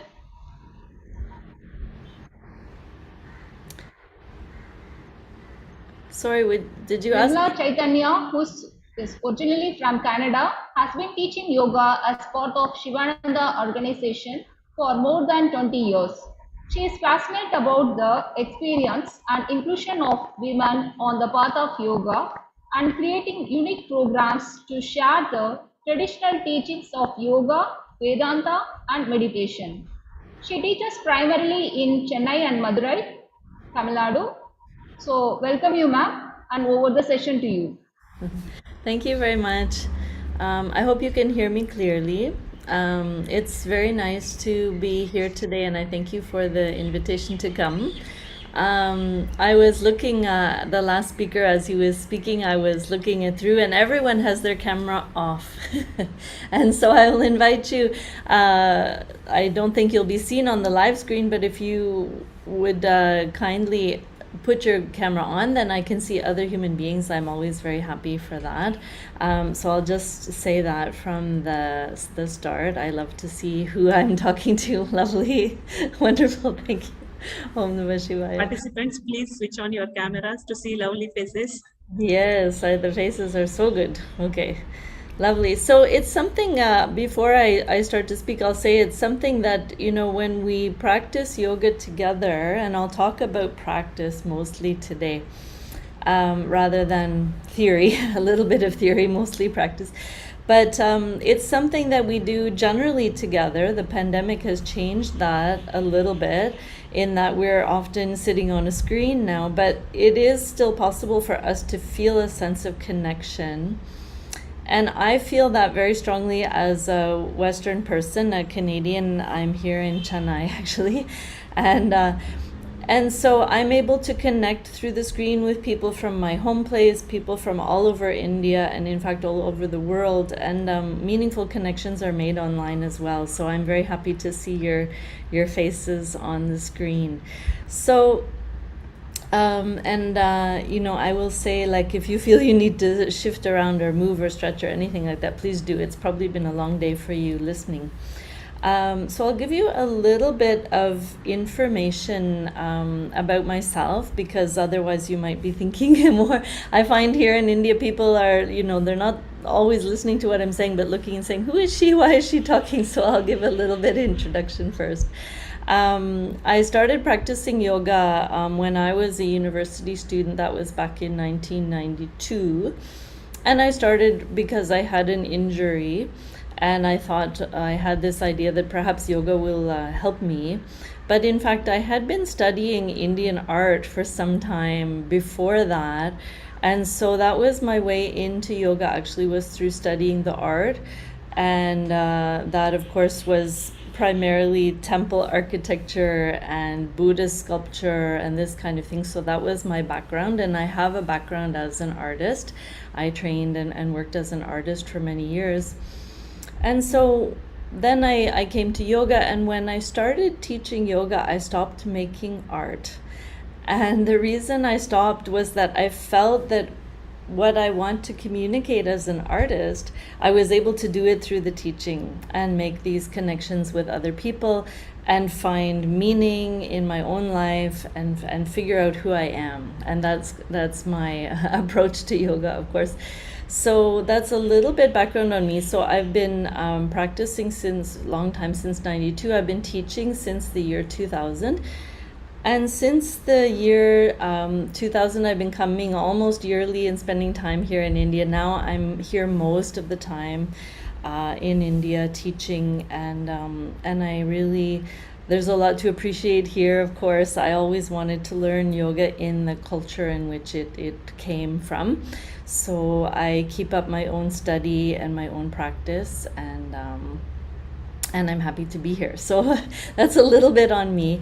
You'll see as I talk today on meditation and concentration that the fact that I have an art training, you'll see it's a little bit important. I thought I'll actually do something a bit different with you today, but it is something that I do quite commonly now when I teach, and I'll bring in some aspects coming from the sort of art understanding. It means some aspects of symbolism in the practice. So when we meditate, we can understand actually that we're doing something, we're positioning the body in a certain way. So I'm going to talk about the body a little bit today, and we're also, that positioning of the body, and then of course our way of focusing and tuning inside is connecting and helping us to derive meaning from meditation, to figure out the big question, which is, who am I in yoga?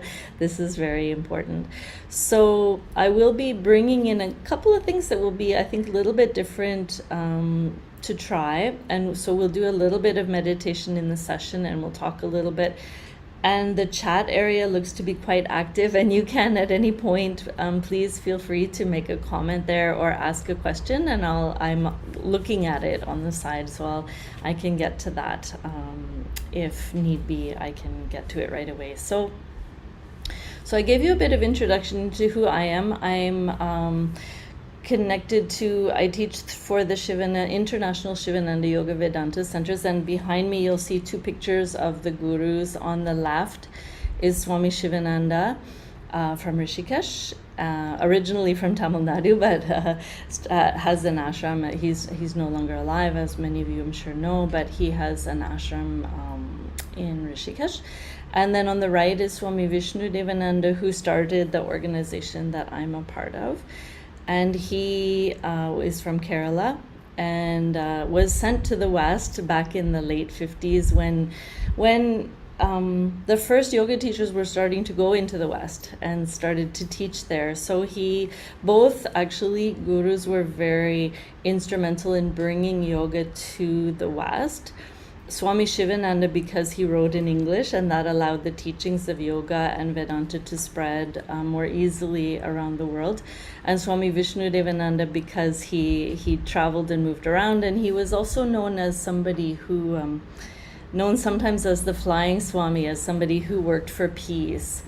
So both teachers had a very practical approach, in the sense that they felt an ounce of practice is worth tons of theory. And in fact, many of us, and I'm sure many of you, spend a lot of time learning, studying yoga, trying to understand. But the idea given by my teachers is that we can understand by going into the practice, by really examining our own self. Kind of with freedom, in an open way. See, we don't have any preconceived ideas about what we will find. Just like when we encounter one another on the screen or in real life, we have preconceived ideas about what the other person might be going to say, or what they might feel or think or want. So when we practice yoga within our own self, we're stripping away all those preconceived ideas and trying to see what is actually happening within my own mind.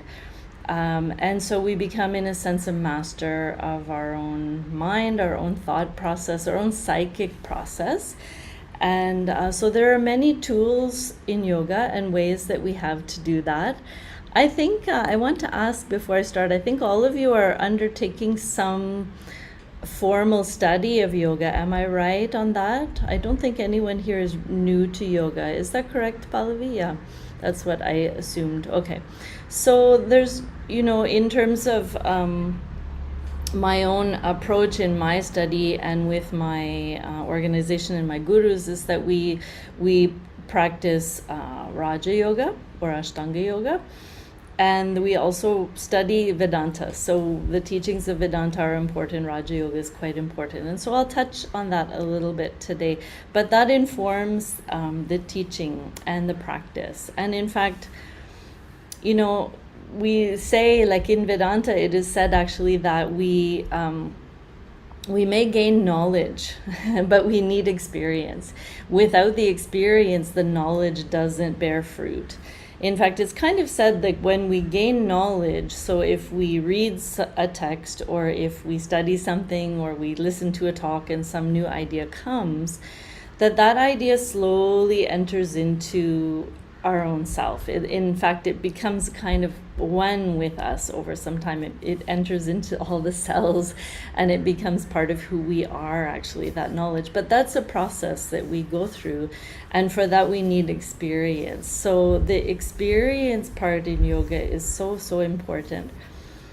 I actually think that by practicing, almost everything comes to us eventually. It depends. Like in Vedanta it is said, like, we need to actually try to remove our obstacles, and Vedanta is something that can help us to remove the obstacles. But it depends what the obstacle is, what our approach can be in yoga. So yoga has so many tools and techniques for getting at what the truth is and removing those obstacles. So if the obstacle is, let's say I attend a talk and somebody says something and I don't understand it, my way of getting past that obstacle might be to study. It might be to ask questions. It could be to read and review the tests and contemplate and try to understand. But what if the obstacle is emotional? What if it is psychological, emotional? How do I overcome those obstacles? Like, the intellectual is only part. So how I overcome, the real technique that I have to overcome those psychological or emotional obstacles that all humans have is meditation, actually. And so it's a very important practice. We tend to say that, I teach a lot of the yoga classes, and we tend to tell people, actually, that when we do things that we think of as yoga, we do the asanas, some stretching, some posture, that we're just and only preparing ourselves for meditation. We're preparing the body to be able to sit comfortably for some time in meditation. We're preparing the mind, actually, so that when we do, like, let's say I'm able to hold the body still for some time, but the mind will go crazy. So I need also some techniques to help me with that. And doing the asanas, that part of the Hatha Yoga, will help me actually to clear away a little bit of the mental clutter, some of the overthinking, some of the worry about things. It's felt that we hold things in the body. The body is really important. So without knowing particularly where you are coming from, and I presume some of you are coming from different backgrounds, different teachings, but we have different ways of approaching. But the body, I think it's something I want to point out today. I was for a long time in the practice, very body-oriented person, doing lots of asanas, really enjoying that part and learning a lot about myself in that process. And it is important, maybe not in the ways that we think. But I'm going to try to break down in some way a little bit how the body is important in meditation. And then we'll actually meditate a little bit, focusing on that. And then I'll talk a little bit about the symbolic aspect. And the reason I bring that today, because, I can talk about Raja Yoga, but you probably know already.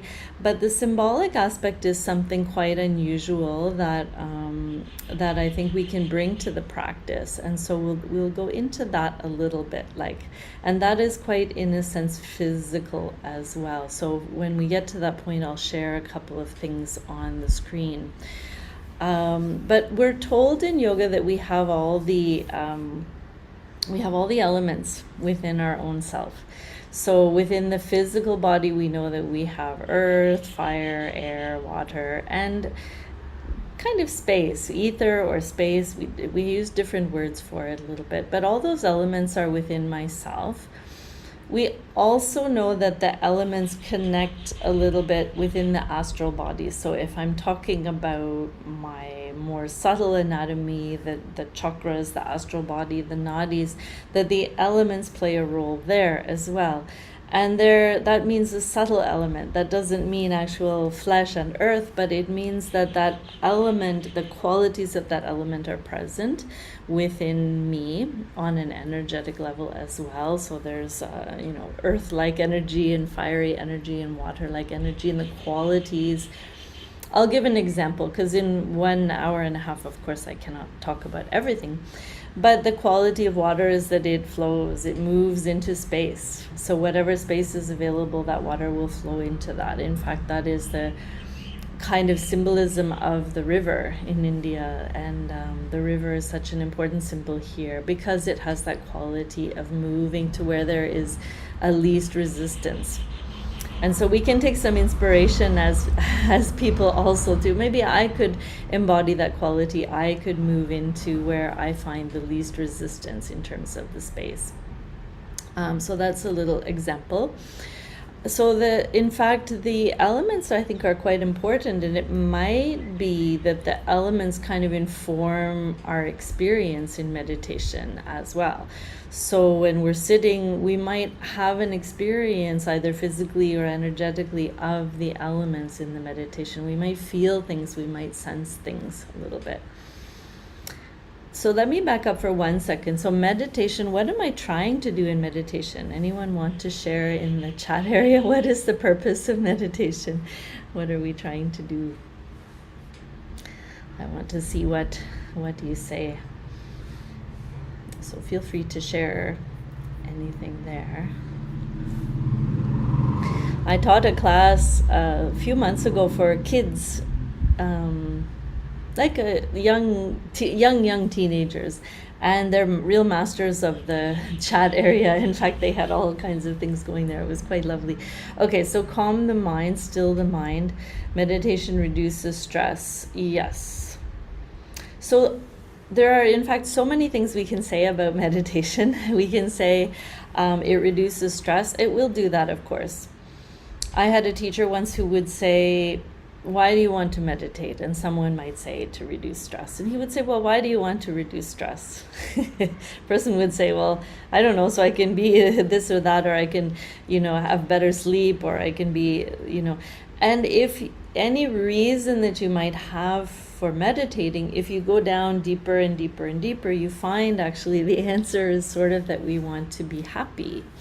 So if we say, I want to reduce stress, it can be, I want to be happy. I'm just going to look at some of the, calm the mind, keep the mind on a selected object. Yes, mental frequency level maintain.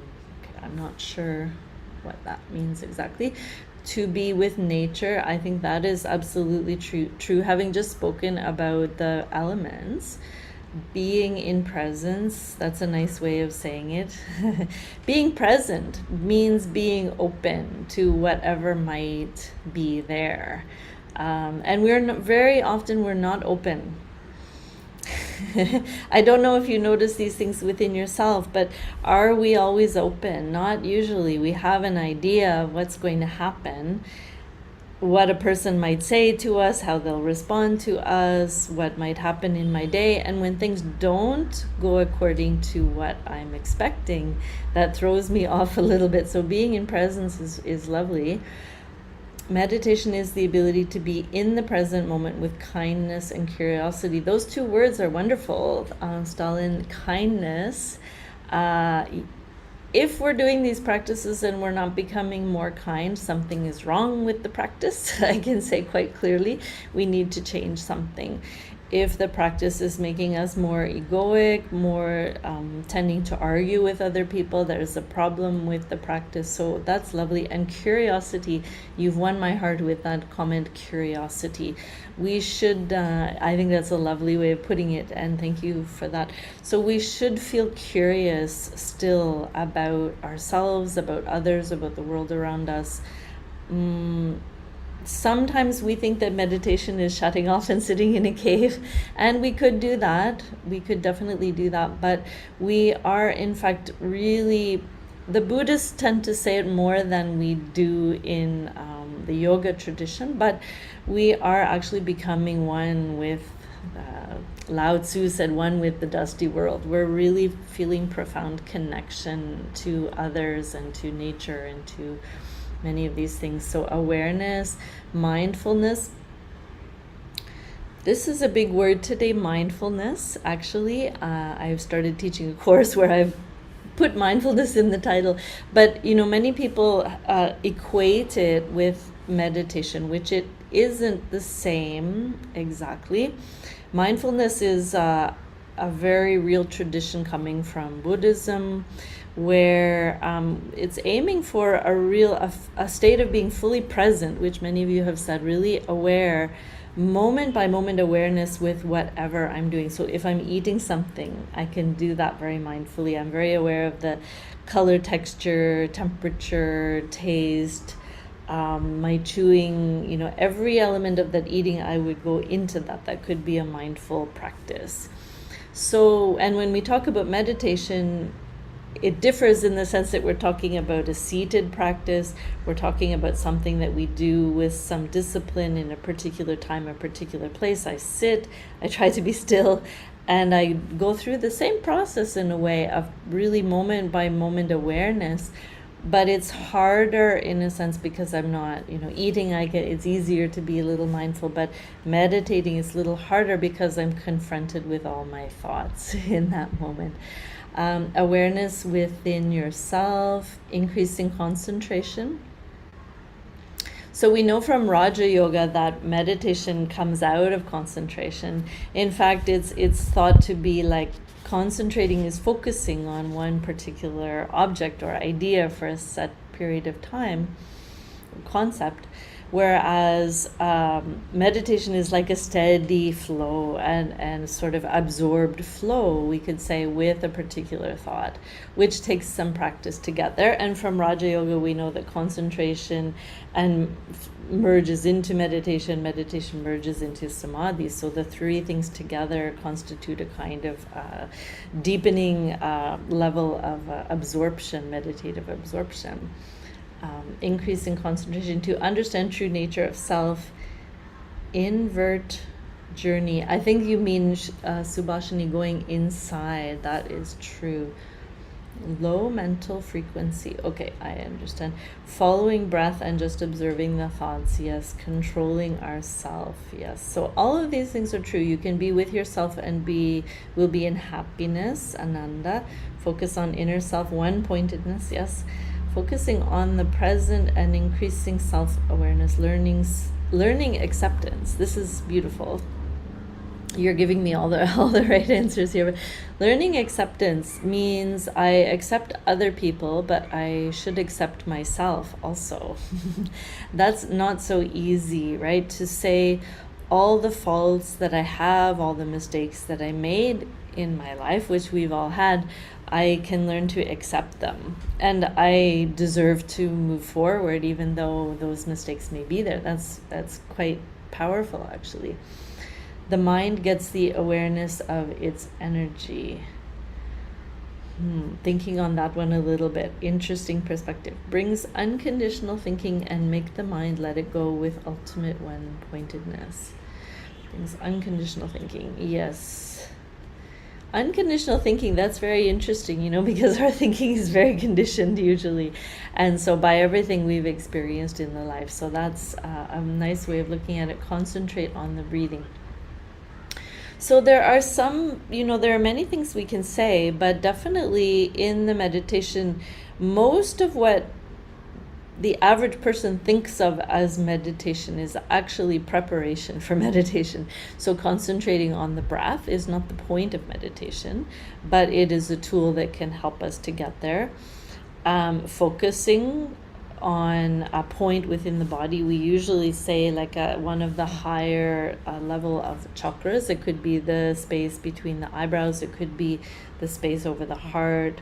We don't tend to focus low down, different energy, different level of consciousness there. But so focusing there, that's also a tool. Repeating a mantra is also a tool.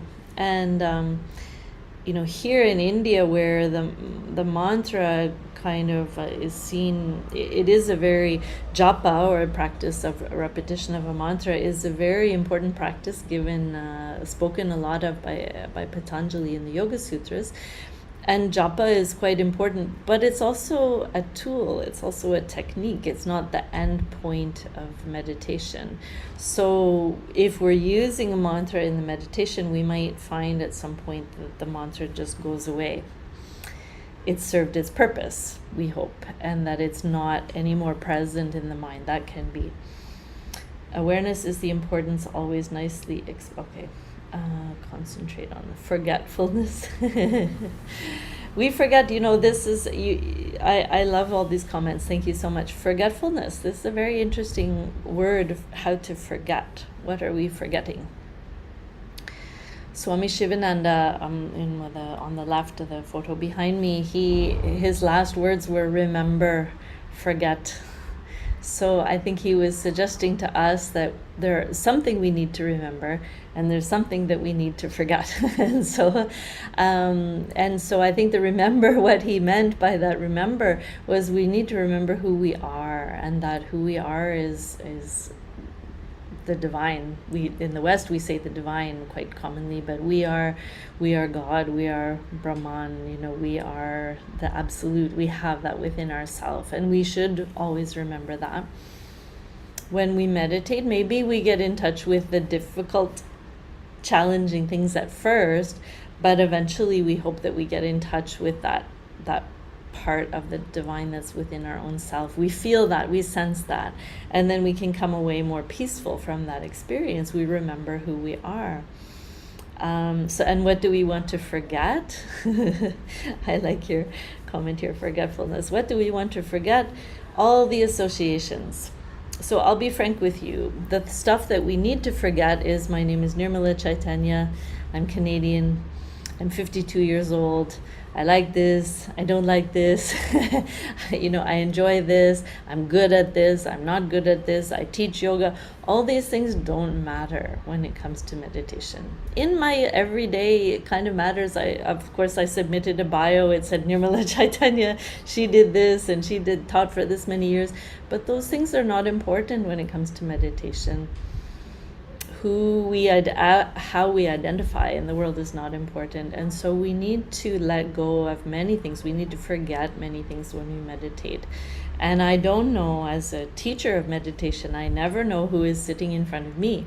That person may well be so much more experienced and advanced than I am in the practice, and I can't see that. I don't know, right? I can only go into my own mind and see what's happening there.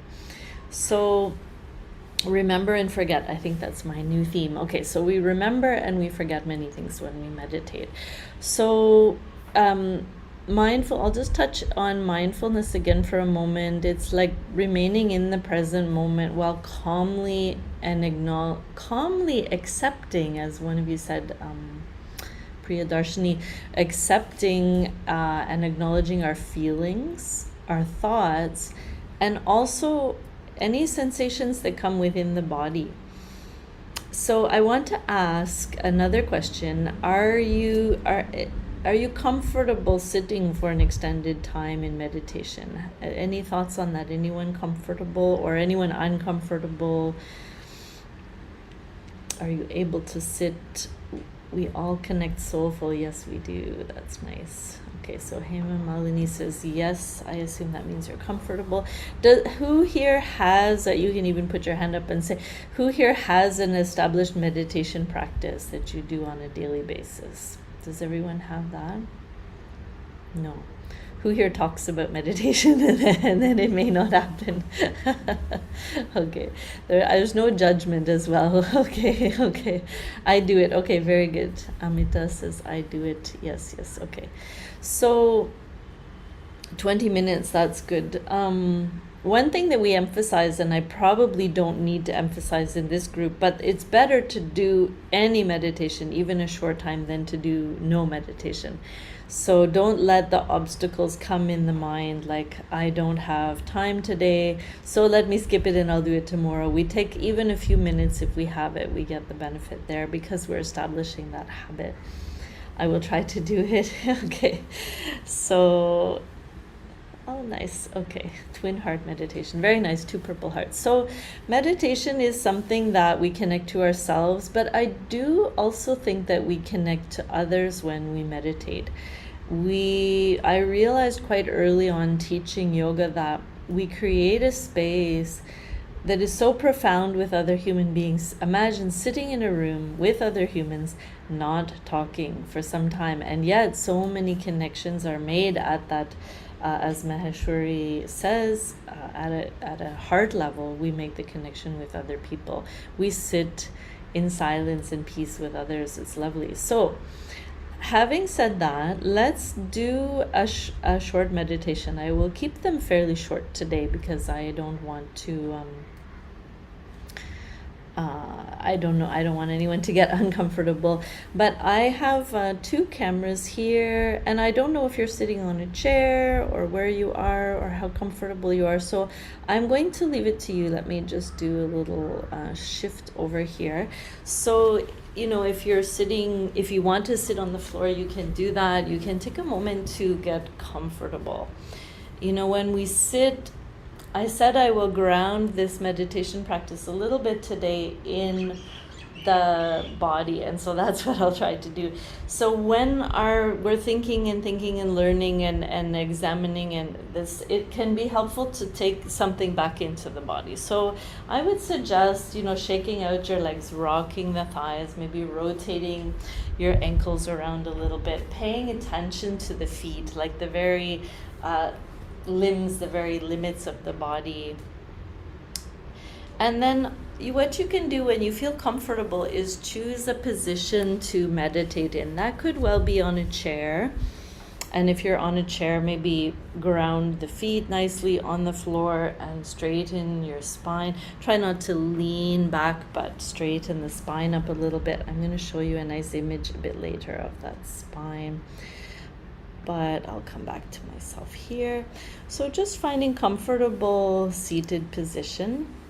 If you're not in the quietest of places, don't worry, do the best that you can today.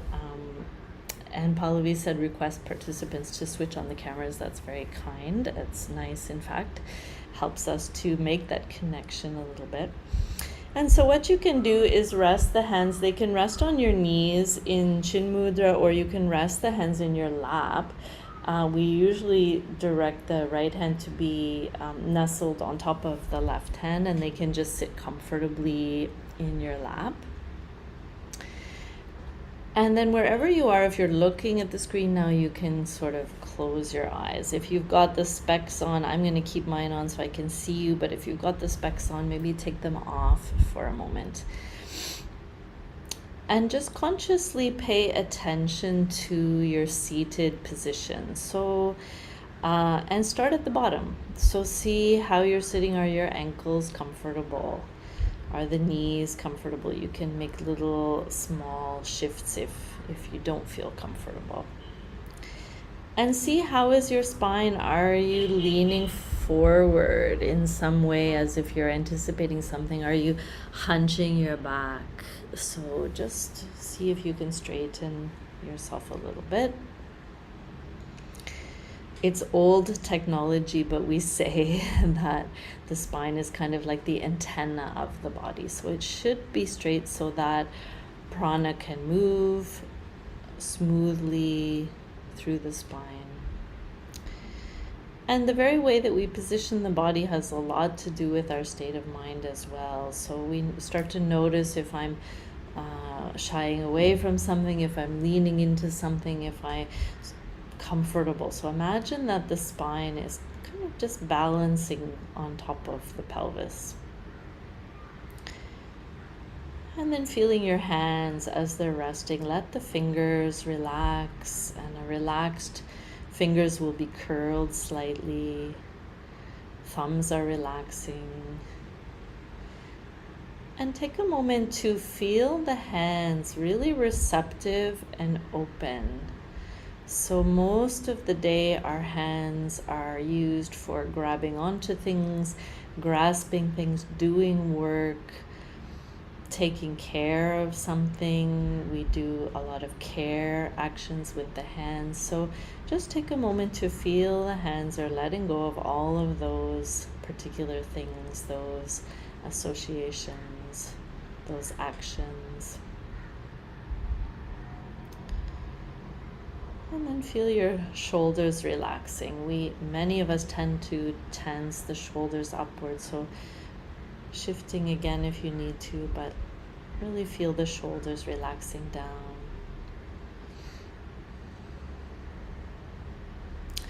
And make sure that your head is in line with the spine. So these days we all look at devices most of the time, so the head tends to be forward. Pull it back and allow the head to feel kind of neutral. And then relax all the muscles of your face. So your eyes, the eyebrows, in fact, all the sets of muscles that hold the eye in place are relaxed.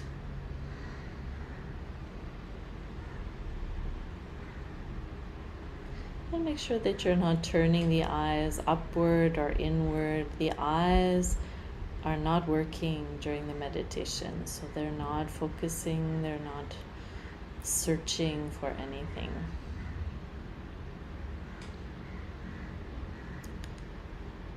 Relaxing your cheeks, your jaw, the chin,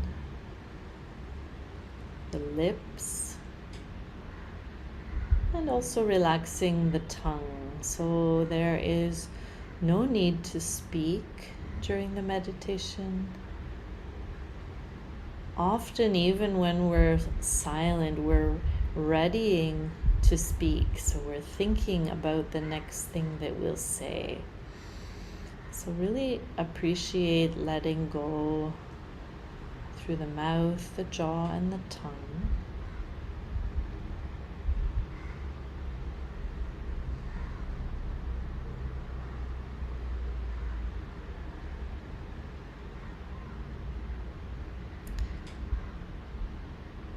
And now set a mental intention to try to keep the body still for the period of meditation. It won't be too long today, maybe 10 minutes.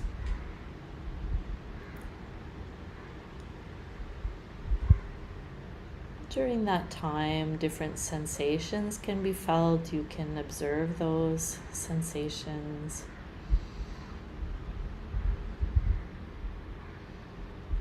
And try to notice everything. Nothing is wrong in the meditation. So notice how you feel, if the body feels heavy, if you feel any tension. Try not to move, but imagine just letting go, unclenching, you can say.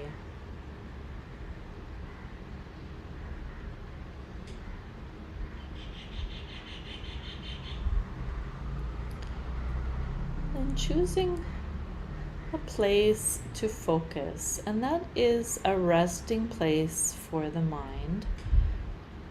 The mind doesn't live only in the head or in the brain. The mind is everywhere. Typically we choose either the center of the chest, just above the heart, or the space between your eyebrows. And that's a soft space. That's not a tense, focusing space. So pay attention to those two spots. See which one feels right. And then try to hold your awareness there, almost like you're offering a comfortable seat to the mind, so that it will be at rest, at peace, comfortable for the period of meditation. Just like you would invite a guest into your home, you want them to sit comfortably for some time.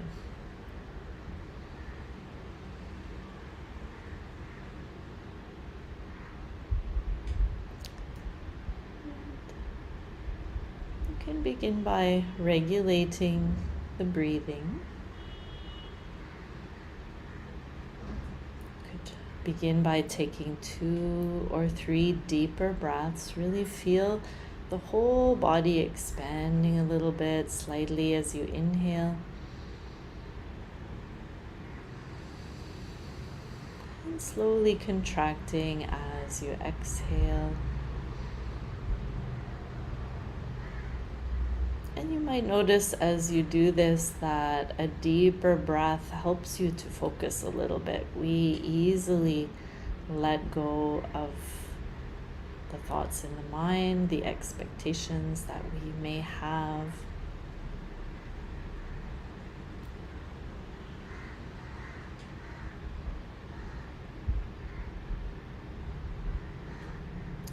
And then as you continue to meditate, you can allow the breath to become more gentle, more subtle. At some point, just a very slight inhalation and a very slight exhalation.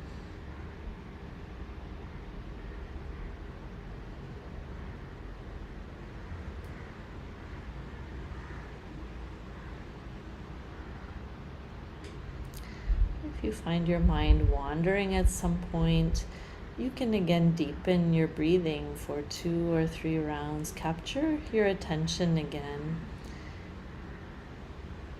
And then we go through the same process of allowing the breathing to become more subtle, more gentle.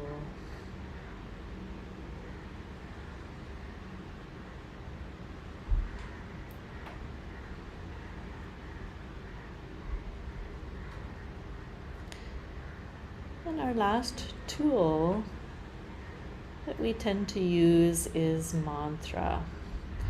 Some of you may have a mantra that you use for meditation, and you can repeat that mantra mentally within the mind, repeating it as you inhale and repeating it as you exhale. If you don't have a mantra, you could try repeating Om. And for that purpose, I'll repeat the mantra, the pranava mantra, a few times. You can join with me, or you can just repeat and try to feel the vibration of that mantra internally.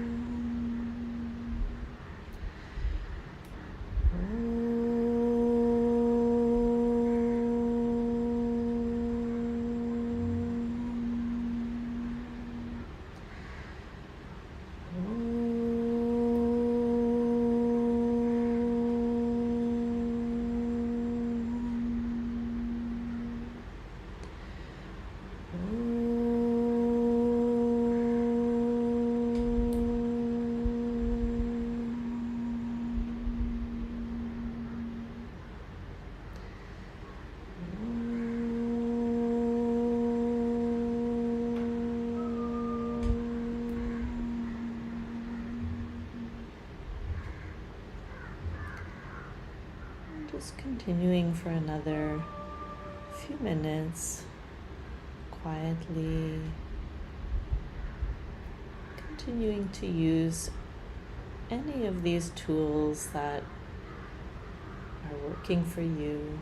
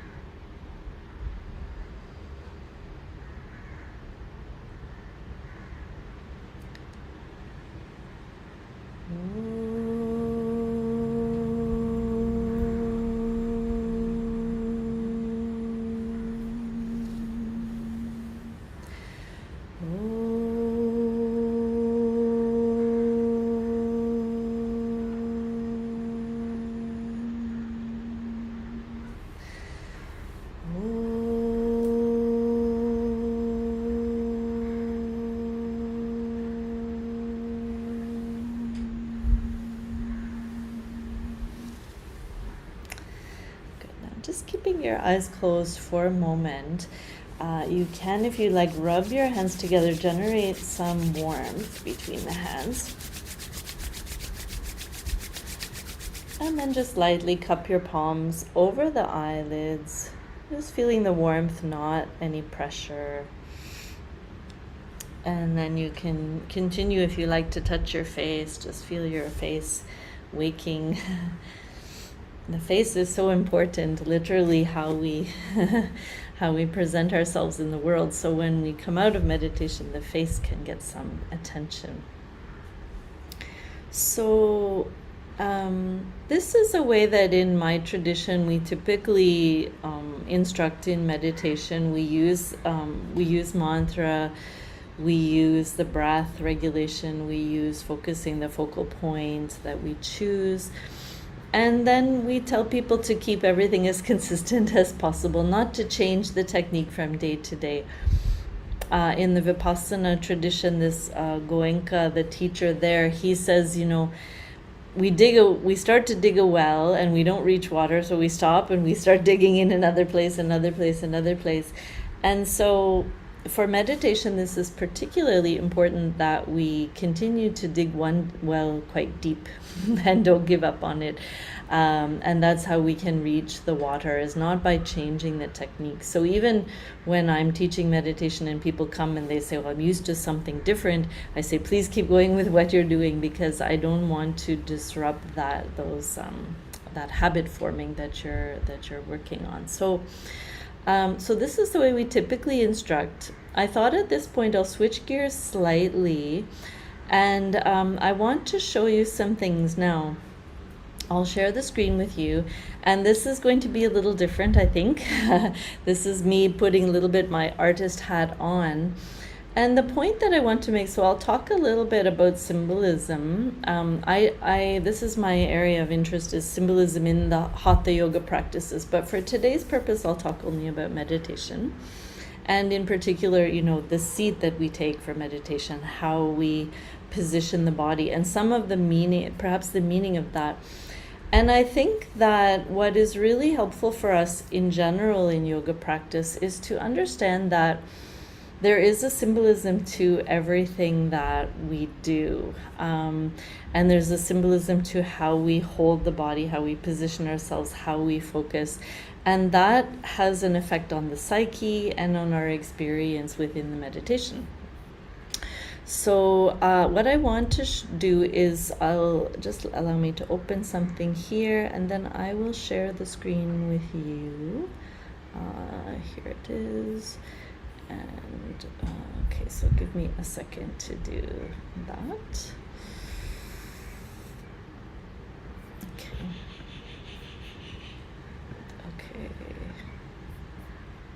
Oh, okay. So I think you can see my screen. I'm going to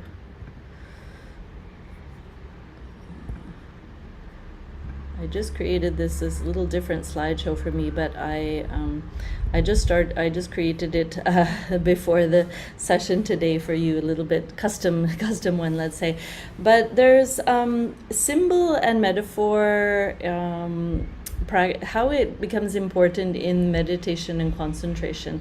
And so I'm showing an image here, and I will show a few different images, things that I don't want you to overthink them, but just view them, as you would walk into, this is the real relevance, I think, as you imagine yourself walking into an art gallery, and you'll see something there, and you're not going to overthink it, you're just going to allow the things to have an effect on you. And they do, whether you're consciously aware or not. The colors and the feeling of things have some kind of effect on the psyche. So don't overthink anything that I show you today, but I'll show you a few different things. So this is a mandala, Ekajati mandala. You can see very clearly that there is, it's kind of showing, the face unfortunately doesn't look very peaceful, but it's showing that there's a lot within us. And so I'll start with that image. But I want to talk for a moment about what is symbol. And I, unfortunately, sharing the screen, I won't be here too long, but I'm not able to see the comments or the chat area while I'm here, but I will go back to that. So if there's something that you want me to explain a little better. I'll go back to it after a few minutes. But first is, what is a symbol? A symbol is a sign of recognition, we can say, symbol of faith. I'm going to show you, this is something I learned as an artist, and the first symbol that I really became aware of through the body, and I'll come to that in a moment because there's a nice image, a sign, a mark, a word which represents an idea or particular meaning. Symbol is different than a sign, which means it can indicate a deeper spiritual or cultural meaning. So symbolism is, something we think about a lot in art, but I think it's very relevant in yoga as well. And so symbolism is a sort of investigation into how we create meaning and how we communicate meaning. And you might accept that an artist, for example, wants to communicate meaning. A yogi is not interested in communicating meaning, but in experiencing meaning. That's something that a yogi wants. So the idea is that when I work with symbol, I'm creating meaning maybe for other people, but mostly within my own self. How can symbol, so we can discuss how can symbol, image, metaphor help us in practice. Metaphor is just a comparison between two things that may be unlike. So it's more within the realm of the words. So I would say that the words are important in our practice, particularly for meditation. In my tradition, our teacher talks a lot about positive thinking. So I need to take some care with my thoughts when I'm meditating. And this is where, we need to watch the words that we're using and what they conjure within the mind. I'm going to go ahead when something happened here. Okay, this is the first symbol that I learned, which is Abhaya Mudra. So you can imagine, somebody raising the hand. There are different ways to raise the hand, of course, but this is, imagine just gently I raise my hand, sort of gesture of fearlessness, reassurance. If I'm raising the hand like this, I might be saying, don't worry, everything is okay, safety. It's also seen, in the art, divine protection. We see, Lakshmi doing this, for example. So we understand that I'm getting some blessings, some protection. If I raise the hand in a strong way, if I sort of push it towards you, that might mean something else. But this is a very gentle symbol. But when I'm doing this, I'm also creating meaning for myself. So this was my first introduction to, the way that I place the body has something to do with what's going on in my own mind. I'm gesturing to someone else, perhaps everything is okay, but within my own self, that's having this is a sign as opposed to a symbol. It's very universal. We know if we see something with a red circle around it, we know that it means don't do that thing, whatever that thing might be. So symbol as well tends to be quite universal. So even if I don't fully understand, let's say I'm a beginning yoga student or meditator, I come and I place myself in this position, I'm understanding quite a lot, even if I don't have the language for it yet, even if I haven't been taught, I still am going to have the same kind of experience and understanding. This is one of the first images. I'm quite interested in the history of the Hatha Yoga practices, and this is one of the first images showing Pashupati or Lord Shiva in Mula Bandhasana sitting cross-legged. We understand when we see this symbol, we know that it's saying something about the practice. It's saying something about meditation, actually, and we know that that means like what I'm doing, paying some attention to my own mind and my thoughts. And this is very old image. It's one of the oldest images we have that suggests that people were practicing yoga a long time back. Okay, let me just go there. Next, this is Leonardo da Vinci's Vitruvian Man. I love this image. In fact, there's an Indian version of this image. I don't have it in this presentation today, but which might even be quite a bit older. And it's sort of, imagine, just for our purpose today, imagine exploring the boundaries of your own body within the space, which is something that we do in the yoga practice. and I'm going to talk about space today, so this is important. So how much space do I sense around me? I can see someone there moving the arms. It's wonderful. Okay, how do I feel within my own space? Am I comfortable? Do I feel like something is intruding into my space? How much space do I take up? If I don't have a lot of confidence, I might shrink back, I might take up less space.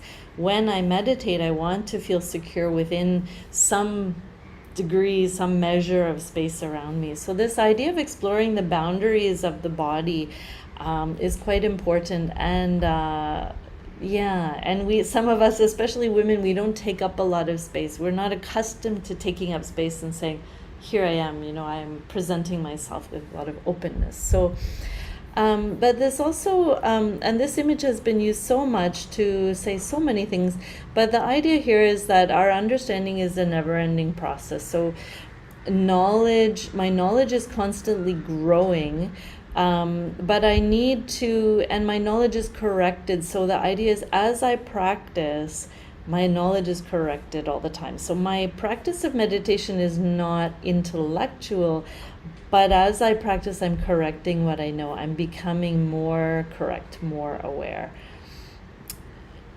And in order to do that, I need to repeat. That's what practice is, right? Sadhana is repeated practice. I've got a few quotes here for you. Thomas Merton, a Christian mystic, he says, in silence we face and admit that gap between the depths of our being, which we consistently ignore, and the surface, which is so untrue to our own reality. I'll tell you something funny, let me stop the share for a minute so I can see you. When I walk around India these days, I've been here now for all through the pandemic. I've been here, and there are not so many foreigners like myself walking around in India right now, but when I encounter people, they'll say, if I go to eat a meal in a restaurant, someone will come beside me and they'll say, ma'am, this is a banana leaf. And I say, yes, I know, it's a banana leaf, I know. So the thing is, we make judgments about other people all the time based on the things that we see externally.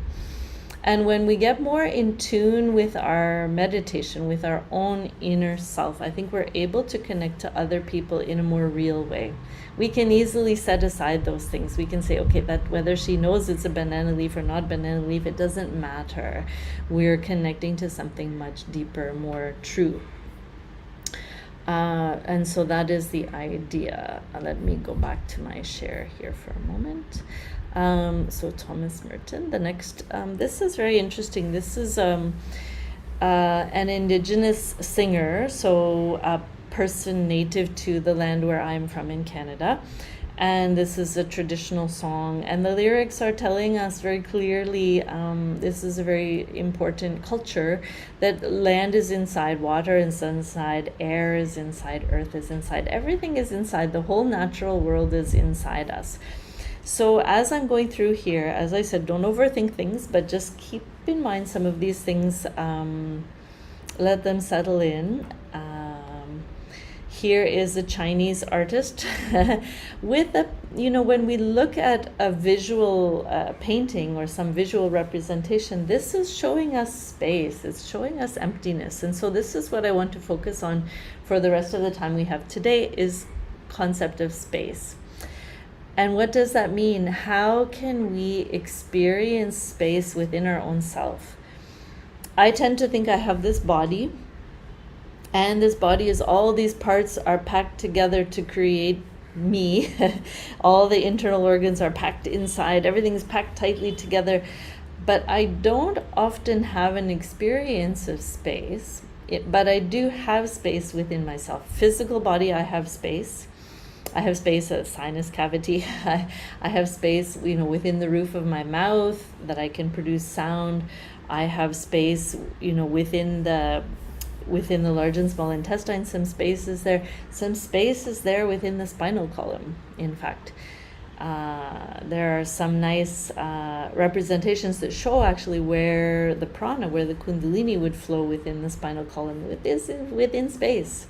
It doesn't flow along anything else. It doesn't, energy doesn't move according to blood vessel or nerve, but according to space, actually. So here's a representation of space by an artist. existential emptiness is what is said. No beginning, no end. Our mind is born and dies. The emptiness of emptiness.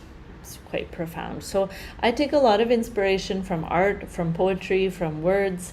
And this, in fact, starts to inform the practice a little bit because words are important.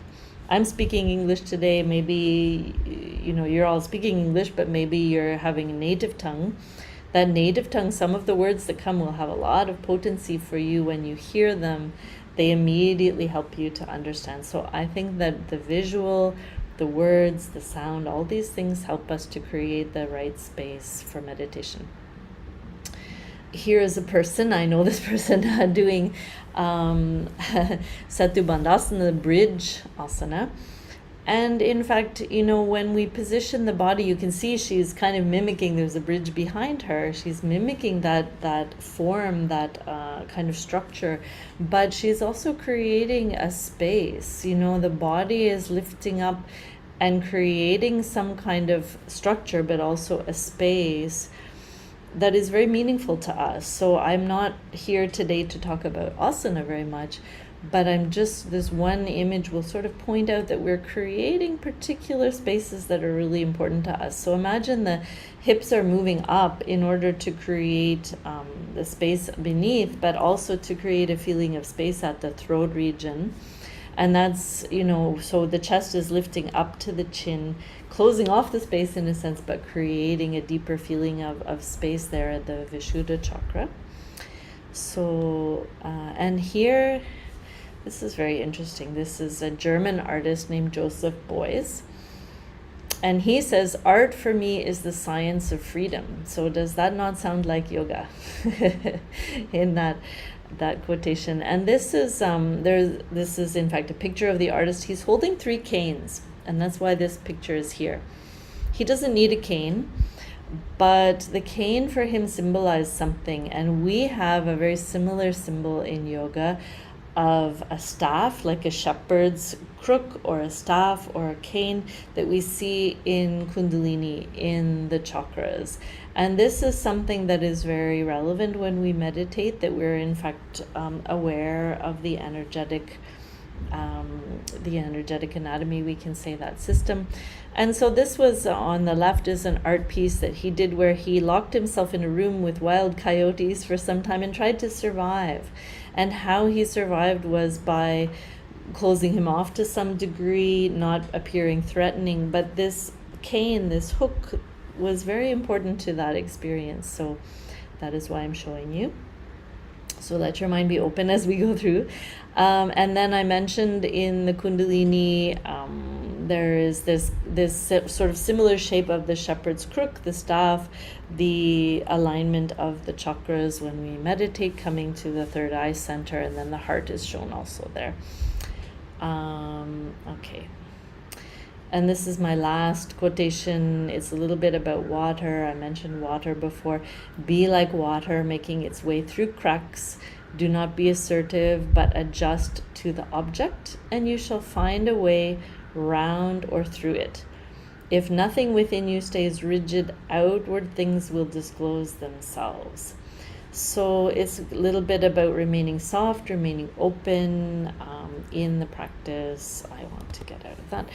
And so this is Bruce Lee speaking. I hope that that was perhaps in some way inspiring. It's a little different, I know. And I see Vidyashri has got Chin Mudra here. I'm not sure what that means. Do you want to say something about the mudra? You can type it if you like. I'm not understanding what. I'm excited when something is happening. Okay. So, and let's see.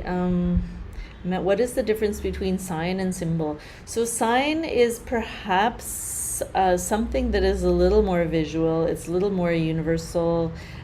Symbol is something that is, I think, a little deeper. That's why I gave an example of the sign, like the no smoking sign. We can recognize that universally across cultures, but symbol is something that it can be performed with the body. So when I take any yoga asana, I showed you an example of the bridge. I'm making a symbol. I'm creating something. That very positioning of the body is creating something in the mind. I'm seeing the hips move up. I'm seeing the lowest chakra point move to the highest spot. I'm creating the bridge, as you saw behind in the picture, is a structural shape. It's very strong, and yet there's nothing underneath it. It's space underneath. So in fact, we have a lot of strength by acknowledging space. It's not just propping things up and hoping it balances on top. So the bridge is a very beautiful symbol, actually. Sign is general and symbol is specific or particular. It could be, yeah, it could be. Maheshwari says, and I still didn't understand, Vidyashri, what this, but you feel free to type it there or so I can understand. So I know that this is a little different, and I do think that words and visual things have a lot of inspiration on the practice, in particular for meditation. So in fact, the very word inspire, I don't know if you know the meaning of that, but it means to breathe, actually, to inhale. So when we talk about inspiration, and this is a word that, like in the Romance languages, when we say inhale, it's inspire, in French, for example, inspire. So idea that inspiration, the very word, is really important. And I do think that in the practice we need some inspiration. We need to practice what we're taught, but we should have that curiosity that someone said at the beginning, and I loved that comment. But that inspiration that we can get from words, from understanding a little deeper what we're doing when we sit.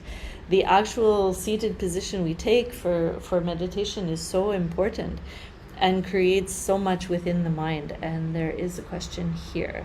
What is Om? Okay. One question from Shamala Vijay. Do you want to type the question or do you want to say the question? Unmute. Okay. Yeah, the questions in the chat boxes usually moves things a lot more quickly. Oh, you want to say, you can say, yes, I'm eager to know what is this. So please unmute if you'd like to say it. There was another question, which is, what is Om? Om doesn't mean anything. Om is just like Om is thought to encompass all the sound. So when I speak about language and words, do I have to unmute you? Okay, give me 1 second here. When we speak about language and sound, I'm speaking English, there are many other languages are there. I'm making a variety of sounds that other people will understand and take meaning from that. Om encompasses all the sound. It's like the mother of sound. Perhaps it's the sound that creates things. Ma'am, can I ask now? Go ahead, yeah. Ma'am, thank you so much for the excellent session, and your meditation session was very good. I have one doubt because patients are coming to me and they are telling that they are doing meditation, and too much of meditation is resulting into loss of sleep. So this is the problem I'm seeing with my patients, those who are doing meditation regularly, or those who are doing meditation in excess, or those who are doing meditation on their own without proper guru's guidance. Yeah, well, a teacher is very important, I would say, but I would have to ask you what they're doing when they're meditating. That might give a clue. But generally, very traditionally, is the only way I can speak is traditionally, meditation is done early morning when you just come out of bed, so that the mind isn't yet associating with all these things around, and the mind is clear. The meditation comes easily, and you should feel peaceful afterward. You shouldn't feel heavy and sleepy, that's true, but you shouldn't also feel stimulated. The other time that's traditional for meditation is evening, like at the time of dusk, when we're changing between the day and the night, is a very auspicious time to meditate. And that time, it's like if we're living in tune with nature, which our ancestors did better than us, at that time we would be switching our focus away from all the things that we do in the day to more of an internal time. And we would not be staying up till midnight. We would be doing a little quiet reflective something, and then we'll be going to bed, right? So our ancestors did it much better than us. And so the meditation is something that should help you to sort of wind down, we can say, after all the activities of the day. It shouldn't, again, make you feel stimulated. It really depends what that person is doing. And in my background, in my tradition, we don't tend to give people prescriptive yoga practices. So we don't say go home and do this much meditation, because we want to always look at the whole of what they're doing. And so, the yoga asanas are very important actually to achieve the right state of mind for meditation to be done properly. And the pranayamas, the anuloma viloma or nadi shodhana, is very important for creating that right state of mind also. So sometimes, I do tell people to do a little bit of pranayama, certain pranayamas, not all pranayamas, with the meditation, or as a way to come in peacefully into the meditation. But if that person is having trouble sleeping, it might be that they're maybe not looking at the bigger picture, because we kind of do, doing yoga is not like picking and choosing certain things. We do have to pay some attention to all of the practices.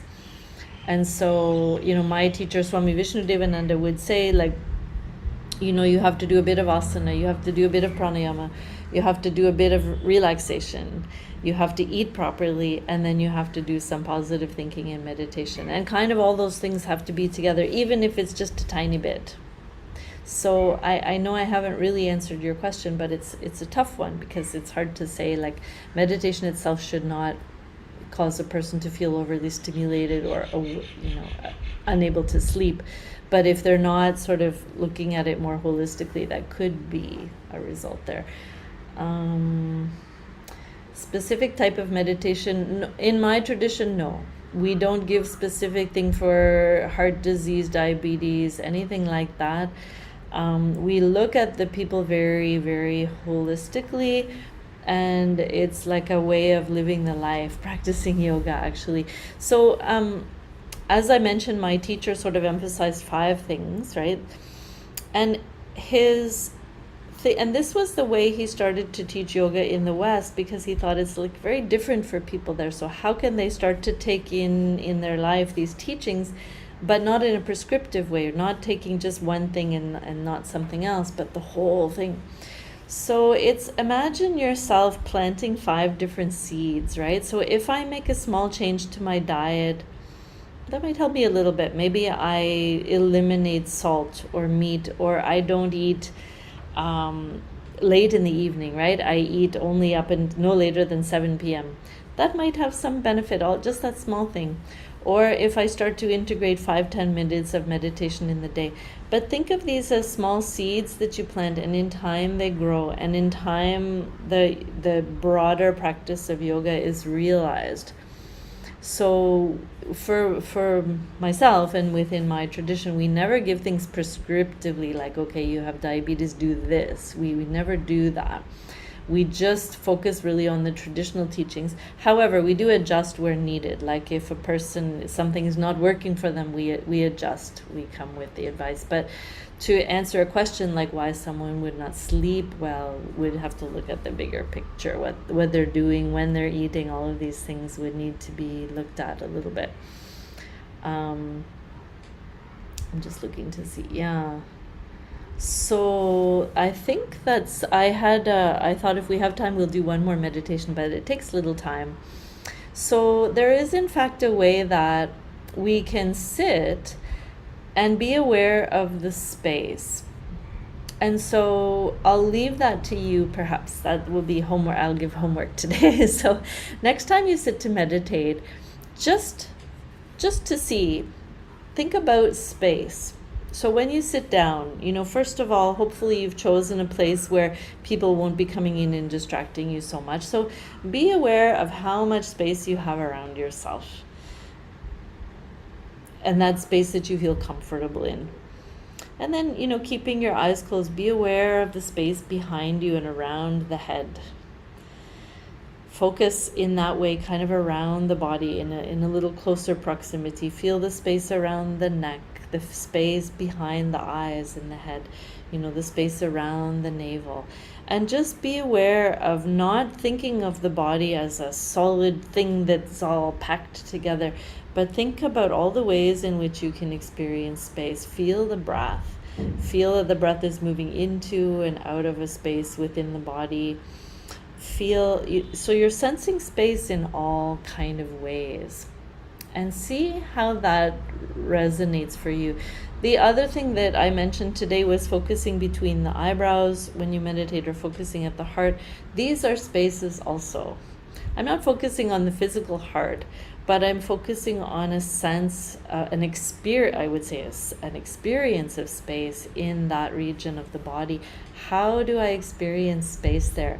Space is potential, right? Like the water, Bruce Lee said, we flow, we go with ease into where there is space. So if we want to feel ourselves opening a little bit, see where you can have a sense of space within yourself, and know that space is there in the spinal column, space is there in every cell of the body. So your very basic biological makeup consists of space. Actually, it's at the heart of everything.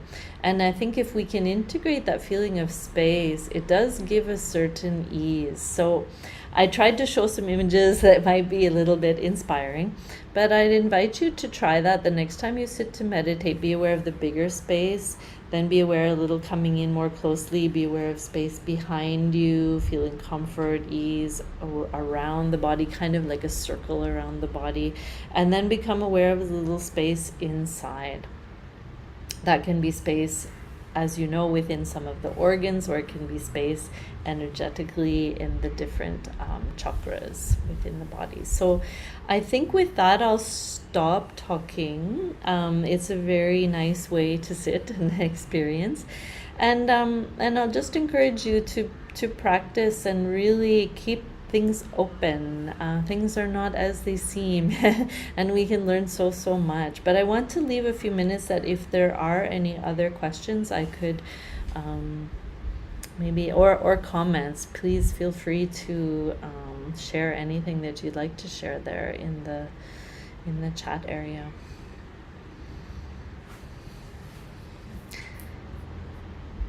Biological clock will change. Everything changes, I think, like we think of ourselves, I try to emphasize this a bit, we think of ourselves as like a bunch of organs packed together, right? Because we're so focused on the physical, but we are energetic beings. If we do have this idea that space is there, it means that everything can change. As the water moves into space, or where there's no resistance, there's so much potential we have that we haven't realized. So biological clock will change. I do mean like the sleep and wake cycles and that kind of thing. Sangeeta had said, I think that might be what you mean. And then somebody had raised a hand. I'm not sure who that was, but okay. Vidyashri, yeah, you're saying. Good afternoon, ma'am. Yeah. Oh, okay. Good afternoon, ma'am. I raised my hand, ma'am. Okay, sure. Ma'am, wonderful presentation, ma'am. Nirmala Chaitanya, ma'am. Very proud to see you as a more than 20 years experienced yoga teacher, and your presentation is so comprehensive and so useful, ma'am. So heavenly, we can say. Thank you so much for your comprehensive scholarly research, real life research presentation on your part, ma'am. Thank you very much. Yeah, I appreciate that. Yeah, it's I love the practices. The practices are so deep and so rich. I really take a lot of inspiration, and Yeah, Vijayashri is still, please tell me. Yeah. Yeah, actually wonderful. Actually, I'm mentioning that Jivatma, Paramatma is connecting together and make us very blissfulness. That's what I'm showing. Oh, okay, I understand. Yes, that's exactly it. Is always remembering who we are. And I think that helps us in our daily interactions as well, right? We forget who we are and then we argue with somebody. But if we remember who we are, which is what meditation should be reminding us at every moment who we are. And if it does, then it helps us a bit, because if I remember who I am, then it's easier for me to recognize who you are also, right? So that helps me a lot. Yeah. What I Wonderful. mentioned, that the aura is around us. That's all. Yes. Yeah. Yeah. Well, thank you very much. It's been a real pleasure to be here today, and thank you for joining and putting the video on. And I saw all of you meditating so nicely. It makes me so happy, and very pleased to be here today. And hope that we meet again at some time in some place, online or in person. I'm here in Chennai, so I'm often teaching online from Chennai, but also I'm here around. We have a Shivananda Yoga Center in Kotivakam in Chennai, and I stay here, so that's where I am. So thank you so much, and I want to thank the hosts for this opportunity and for taking care of the session so nicely. And so Thank you very much, ma'am. And yeah, according to the study, there is 20 minutes of meditation equals to the 6 hours of sleep. Today, meditation practice really was awesome, and especially during this evening time, which enables, which creates the experience to us, good experience and calmness to our mind. And we feel the connection, especially, ma'am. And your concepts like it was more, your session especially, it's more lively and interactive. And really the concepts you discuss, like how to overcome the obstacles and the elements, and what is mindfulness, yeah, focusing, repeating mantras as a tool towards the meditation, yeah, and symbolism in hatha yoga practices and mudras, importance of space element and how the freedom is important, what is the importance of water element. Really it was very interesting, and thank you very much for gracing this occasion. Thank you so much, ma'am. thank And now I hand over the session to Pallavi. yes, thank you.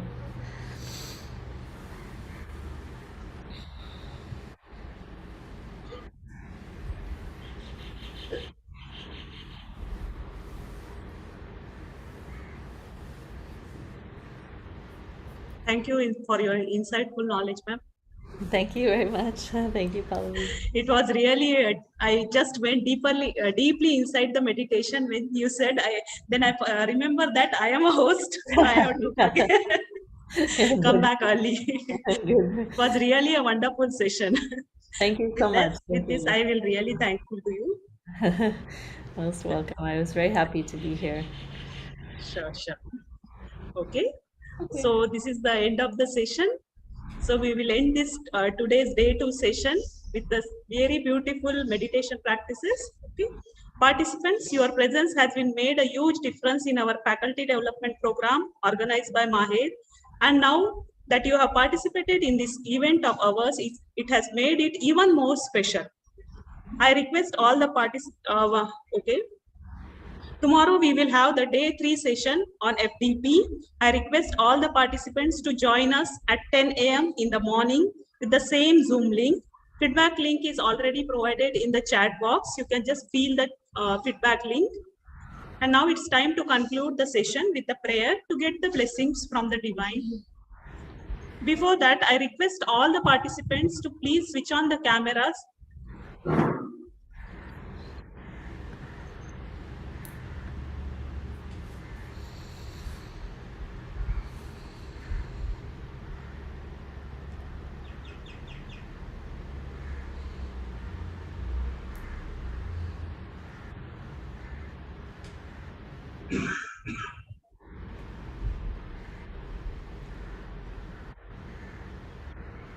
Thank you all for switching on your cameras. After seeing your lovely faces, I am really feel good that you all have meditated with the ma'am. Thank you once again. So let us continue with the prayer. Please close your eyes. Join along with us for the prayer.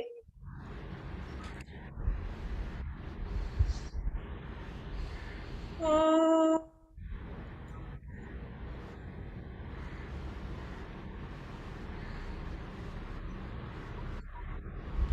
Asato ma satgamaya tamaso ma jyotirgamaya mrityorma amritam gamaya. Om Shanti Shanti Shanti. Hello. Thank you. Thank you to one and all. So the session is over. We'll meet tomorrow at 10 o'clock, same link.